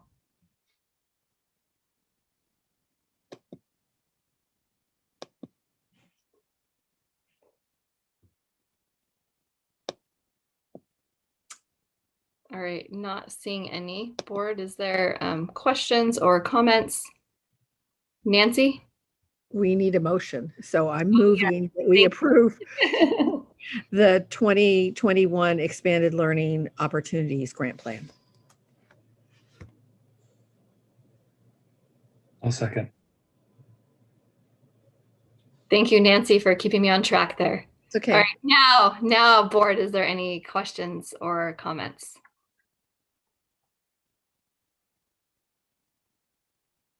Well, I mean, I had a lot of questions in the packet, and I feel like they were answered pretty well. You know, I think it's a pretty thoughtful for a first pass. It's very thoughtful, and there's a lot of information in it. And I think, you know, my thought as I was reading it was just, it's going to be, it will just be great to see like where we can add supports to make sure it gets to all the kids who need it, you know.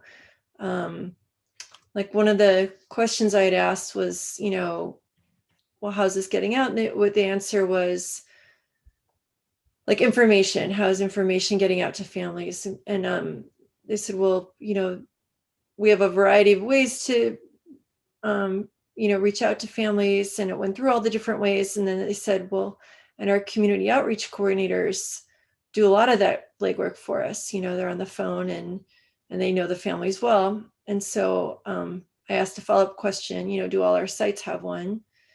And the answer is no, but I mean, we have, so that means that in the schools that don't have them, that maybe there's not a ton of kids that would have those needs.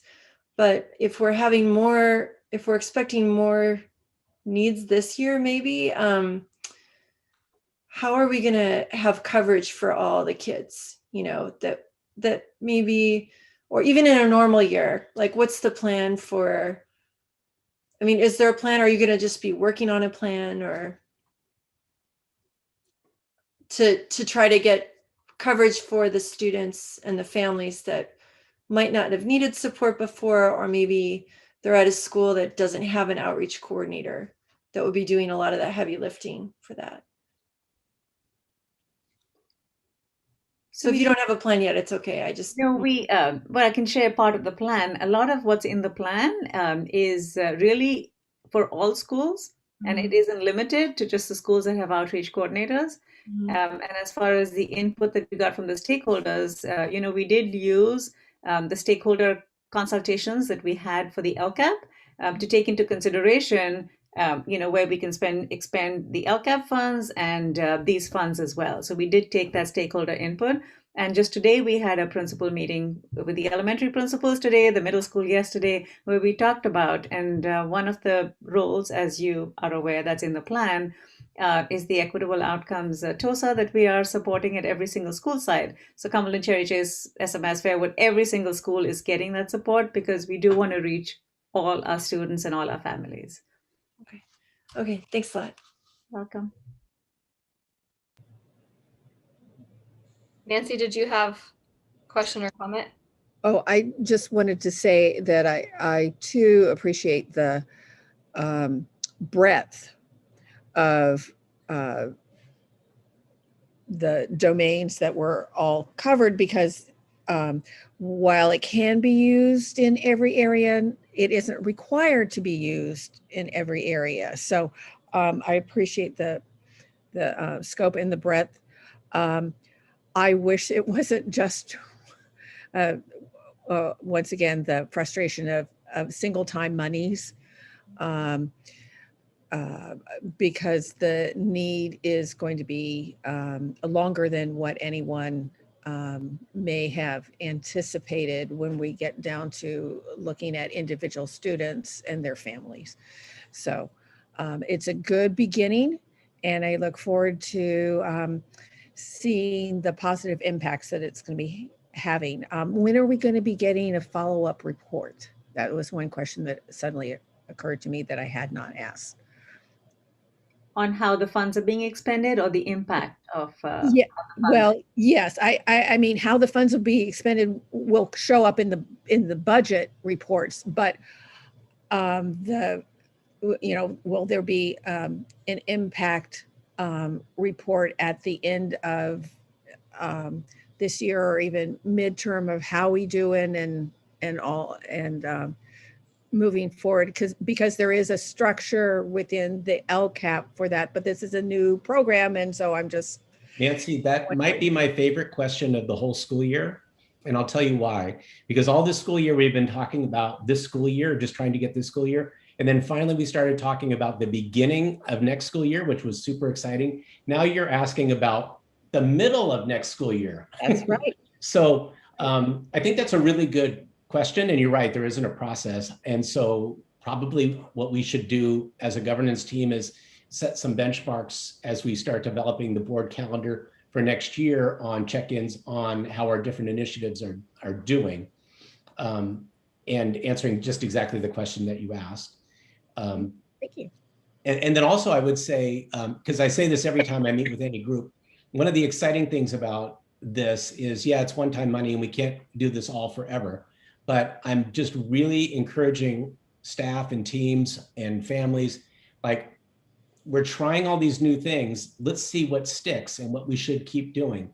And then let's also assess things that like maybe we don't need to do anymore. So some of this stuff we'll continue to do, but it requires, as you suggest, Nancy, good assessment to make sure that it's really working, really makes a difference. And some stuff we'll adjust too as we move through. Yeah. Yeah. Thank you. Thank you. On board, any other questions or comments? All right. If we're not going to have any more comments or questions, I do want to acknowledge Lori Van Gogh and Ron Hammond, who really worked extensively on putting this together. So I want to appreciate their work as well. Thank you. Thank you, Mala. And I do have two though before we finish up, but I appreciate you sharing that. A lot of people have helped with it. And I always want to share my appreciation. Yes, thank you. Okay, so I have two different pieces kind of as I was going through it, just a couple things that as we've been kind of thinking about the things that are like the priority areas and maybe what might be most important to focus on next year, there were kind of two pieces related to that. So one is related to the professional development that was in there, and thinking about, the trauma-informed training, and just kind of make things that if as a district, we believe that trauma-informed training is super important, which I think we do, related to our recovery and renewal and reimagining, then I would like to be able to find ways to ensure that all of our staff at all of the school sites is getting that training before the school year starts. And I know that's not an easy lift and that will take some creativity. But if other board members, I kind of want to gauge the interest, like, is that a priority that we would like to encourage staff to really try to ensure that everyone is getting that? And staff, I know that's, I said a big lift, but is that something that we think we can work on? Dr. Dean. I think Dasha already has a plan for that. Yeah, I was going to ask Dr. Dean if you could kind of talk about your plan. Well, it's not my plan, but there is a plan. It's everyone's plan. It's everyone's plan. Yes, we're working on it. So one of the programs that we've used the past couple of years is called Cognito.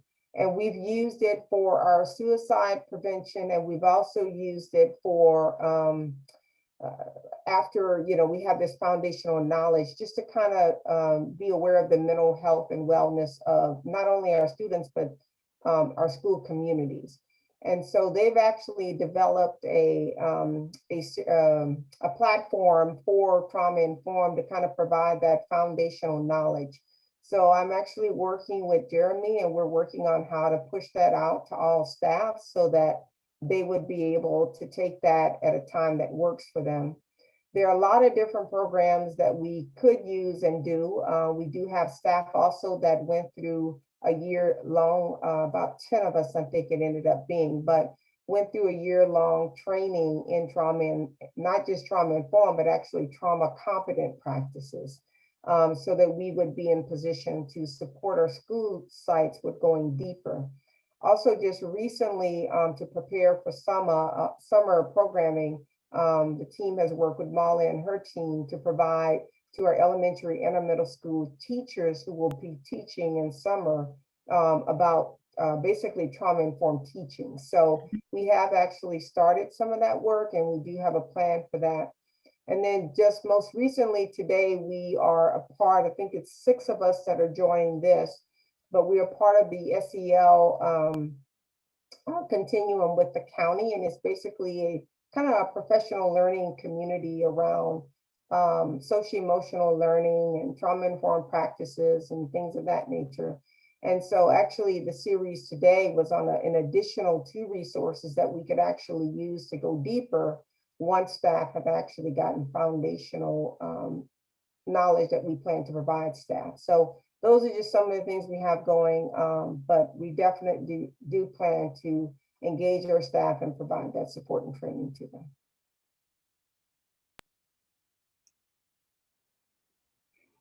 And the summer PD that Tasha just mentioned just took place yesterday and the day before with our summer school teachers. Very well received too.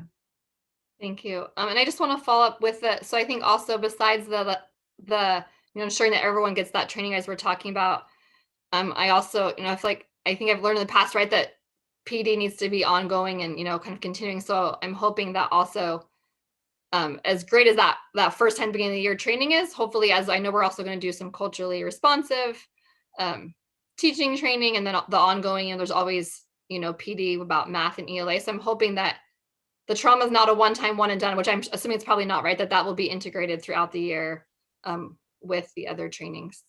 Yes, it will be. It's part of the work we're working on, Molly and I, to try to come up with the framework for our equity, our culturally responsive teaching, and our social emotional learning. So that it's not in a bucket by itself, that it's integrated throughout the course of the day and throughout instruction all day. So those are the things we're working on. And the additional coaches that are in some of our plans are a part of that work to help us integrate that work and support our teachers in the classroom, because that's where not just our teachers, but our teaching teams, whether that's paras, teachers, occupational therapists, whoever it may be, but really just providing that so it's integrated in their sessions as they're working with students. That's fantastic. Thank you. All right, I think we have Bridget and then Nancy. Yeah, so it sounds like, Michelle, what you're saying is you want to make sure that they're ready for whatever is coming, whatever the students' needs are in the fall, right? That's what you're saying? Yeah, and just ensuring that all staff, right? Because sometimes some of our PD is voluntary, but kind of trying to ensure that all staff on campus will be getting the training. Yeah, so I mean, I think it's great that that's going to be part of the summer school training because it's all run by our staff right now, but maybe, and that there would be some ongoing training. So, but we can't force teachers to do the summer PD, right? We can encourage, but we can't enforce. So, but we can, maybe we could say we could also have something, maybe there's a way to also do it in the first, back to school, the first PD or something like that, just so that everybody definitely gets that coverage. Is that that's what you want, Michelle, right? Is that what you're saying? You want to make sure it's not just some people get it and some people don't, just that there's coverage of that topic so everyone's aware of what's needed. Partially, yeah, but I think what Tasha was saying, I don't think this is part of that summer PD week. This is, I think, a training that will go to everybody.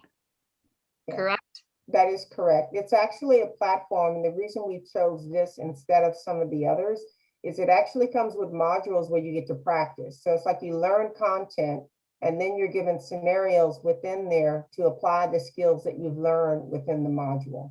So it's really to get you thinking about not just what it is, but how do I apply it and use it as an educator in schools? Right, so there was that, but then didn't Mala also say there was some sort of PD, and then also there's going to be PD for teachers teaching summer school? Yeah, that's happened, but they're not one and the same. They're in addition to.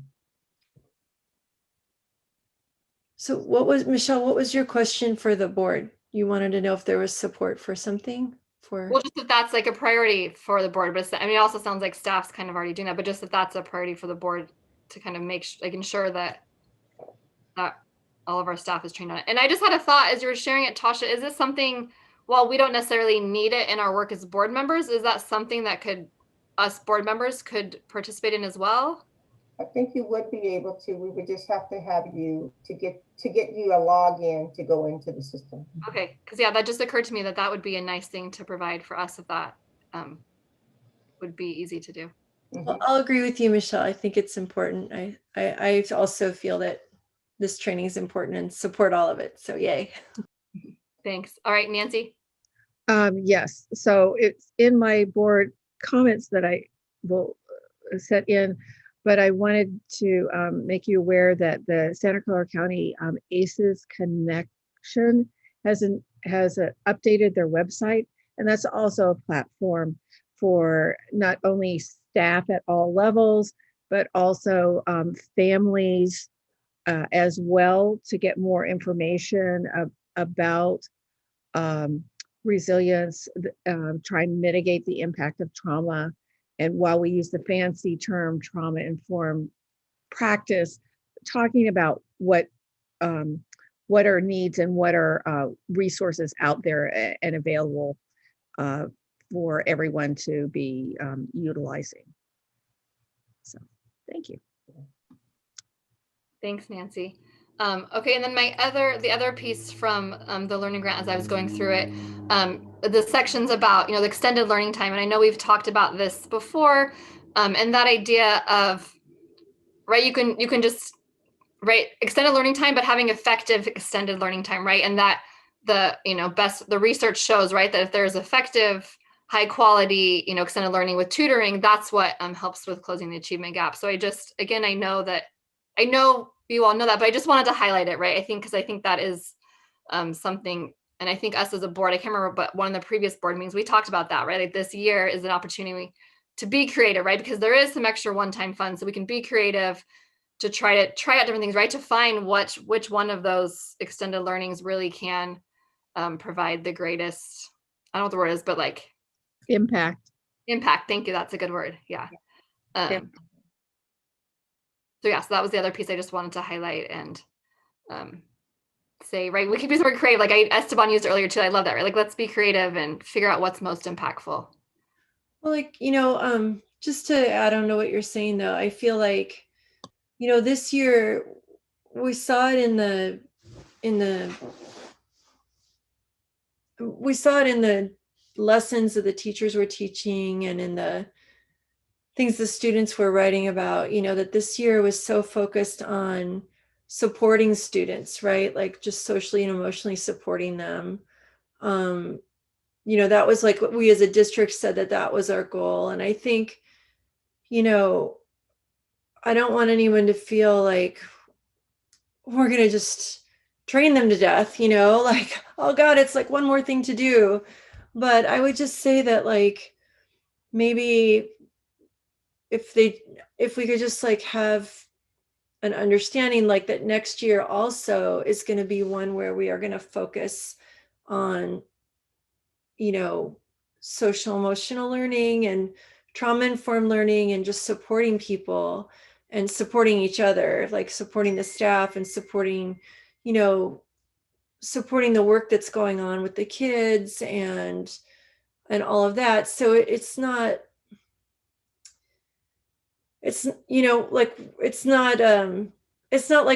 not just trying to check a box, right? I think we all feel we want to support the work that needs to happen by rebuilding those in-person connections and other things. And And I so think what you're sharing, Bridget, is that concept of the restorative restart that we shared within that document that's being widely spread around the state. And I'm hearing at every meeting I go to is echoing exactly the same concept that you're describing. Of course, we care about academics. We're going to. But to make that happen, we have to make sure, just as you said, that we're focusing on the relationships between staff, rebuilding those teams, relationships between students, relationships with families. All that's going to be really important, while we also keep an eye on, like we've been talking about in this meeting, like what are these new practices that we can explore to try to like really new ideas. But that's a lot, right? So we don't want to be overwhelmed. It starts with, and I totally agree with you, like taking care of ourselves, taking care of our communities of students, of families, of staff together. So I think we're all committed to that. But I think we can't be reminded of it enough, because there's going to be this big urgency at the beginning of the year. Let's get going. But we have to remember, and I think Sunnyvale will do that as well as anyone, but we've got to remind ourselves to take care of each other, because that building that foundation will allow us to learn more and to grow more as we move through the year in the future. And I think that's the goal we want to keep our eye on, is the bottom line is we're here for students, supporting student achievement, and definitely doing it through the ways that matter, which is making those connections. Absolutely. Thank you. Thank you, everyone, for this great discussion. Are we ready to vote? All right. All those in favor, please say aye. Aye. Aye. Chair votes aye. And with that, the motion passes. Thank you, Mala and team. Thank you so much. Thank you. All right, we are on to 10, the consent agenda items. If there's any members of the public who wish to speak on consent agenda, please use the raise hand feature now.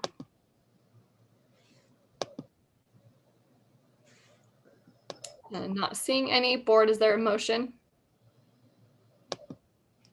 I move to approve the consent agenda. I'll second that. Board, any questions or comments on it? No. All those in favor, please say aye. Aye. Aye. Chair votes aye, and with that, the motion passes. We are now on to, we have two just informational items to make people aware of. The first one is 11A, the annual state preschool program self-evaluation. And for those who want to read it, that is in the agenda. And the other one, 11B, is the administrative regulation 3320 claims and actions against the district. And again, that is in the agenda for anyone who would like to read it. We are on to item 12, public comments on closed session items. So if there's any members of the public who wish to speak on any closed session items, please use the raise hand feature now.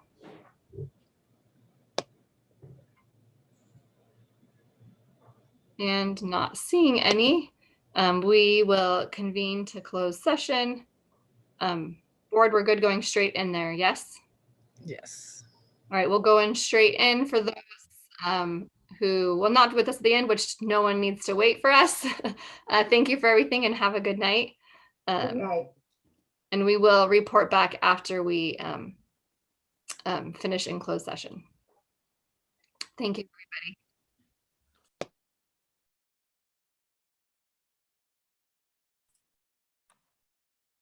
Well, thank you guys.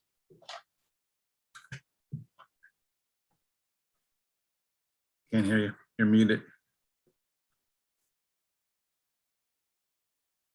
Can't hear you guys at all. Oh. There we go. Now you can. Okay. I was trying to have you read my lips. Thank you. Which is Sorry, I was doing other things. Sorry, thank you. Yes, thank you. Have a good night. guys. Appreciate Yeah, it. you too. See you Always next time. appreciate it. Yes. Absolutely. Always a pleasure. Always a pleasure. Yes. Bye, guys. Night. Take care.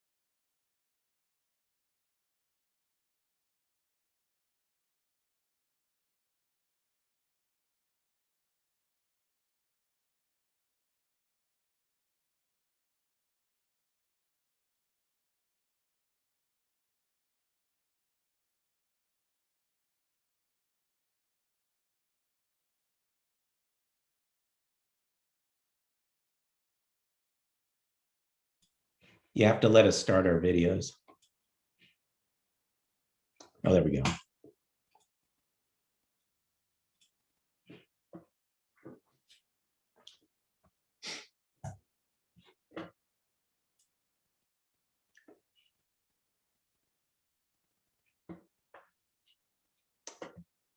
Okay, we're all here. Sorry, I've been talking with my mute off. I just like went through everything. I'm done. I reconvene us to open session at 9:41. In closed session, we discussed conference with labor negotiators for SEA, CSEA, and SCAMP. No action was taken, and we also discussed public employee performance evaluation superintendent. No action was taken. And future meetings, our next meeting will be Thursday, June 3rd at 7 p.m. for a regular board meeting. And Mike, we have we have one more community forum, correct? And is that June 2nd? That sounds right. I don't have it right. Leah's nodding her head yes. Okay. Wait, what's the date? I couldn't hear you. You went out for a minute. June 2nd is the community forum, which more details will be coming later, I'm sure. Reminder everyone also about Equity Summit next week. And then Mike, will you be sending us, you'd mentioned the teacher celebration on Wednesday, but I didn't have that on my calendar. So if you could send, I think Bridget was asking too, send us the information. I'm assuming that's a Zoom meeting, yeah? Yep. So yeah, if you guys could send us that information, that would be great. Anything else before we finish? All right, I adjourn our meeting at 9:42. Yay, thank you. All right. Good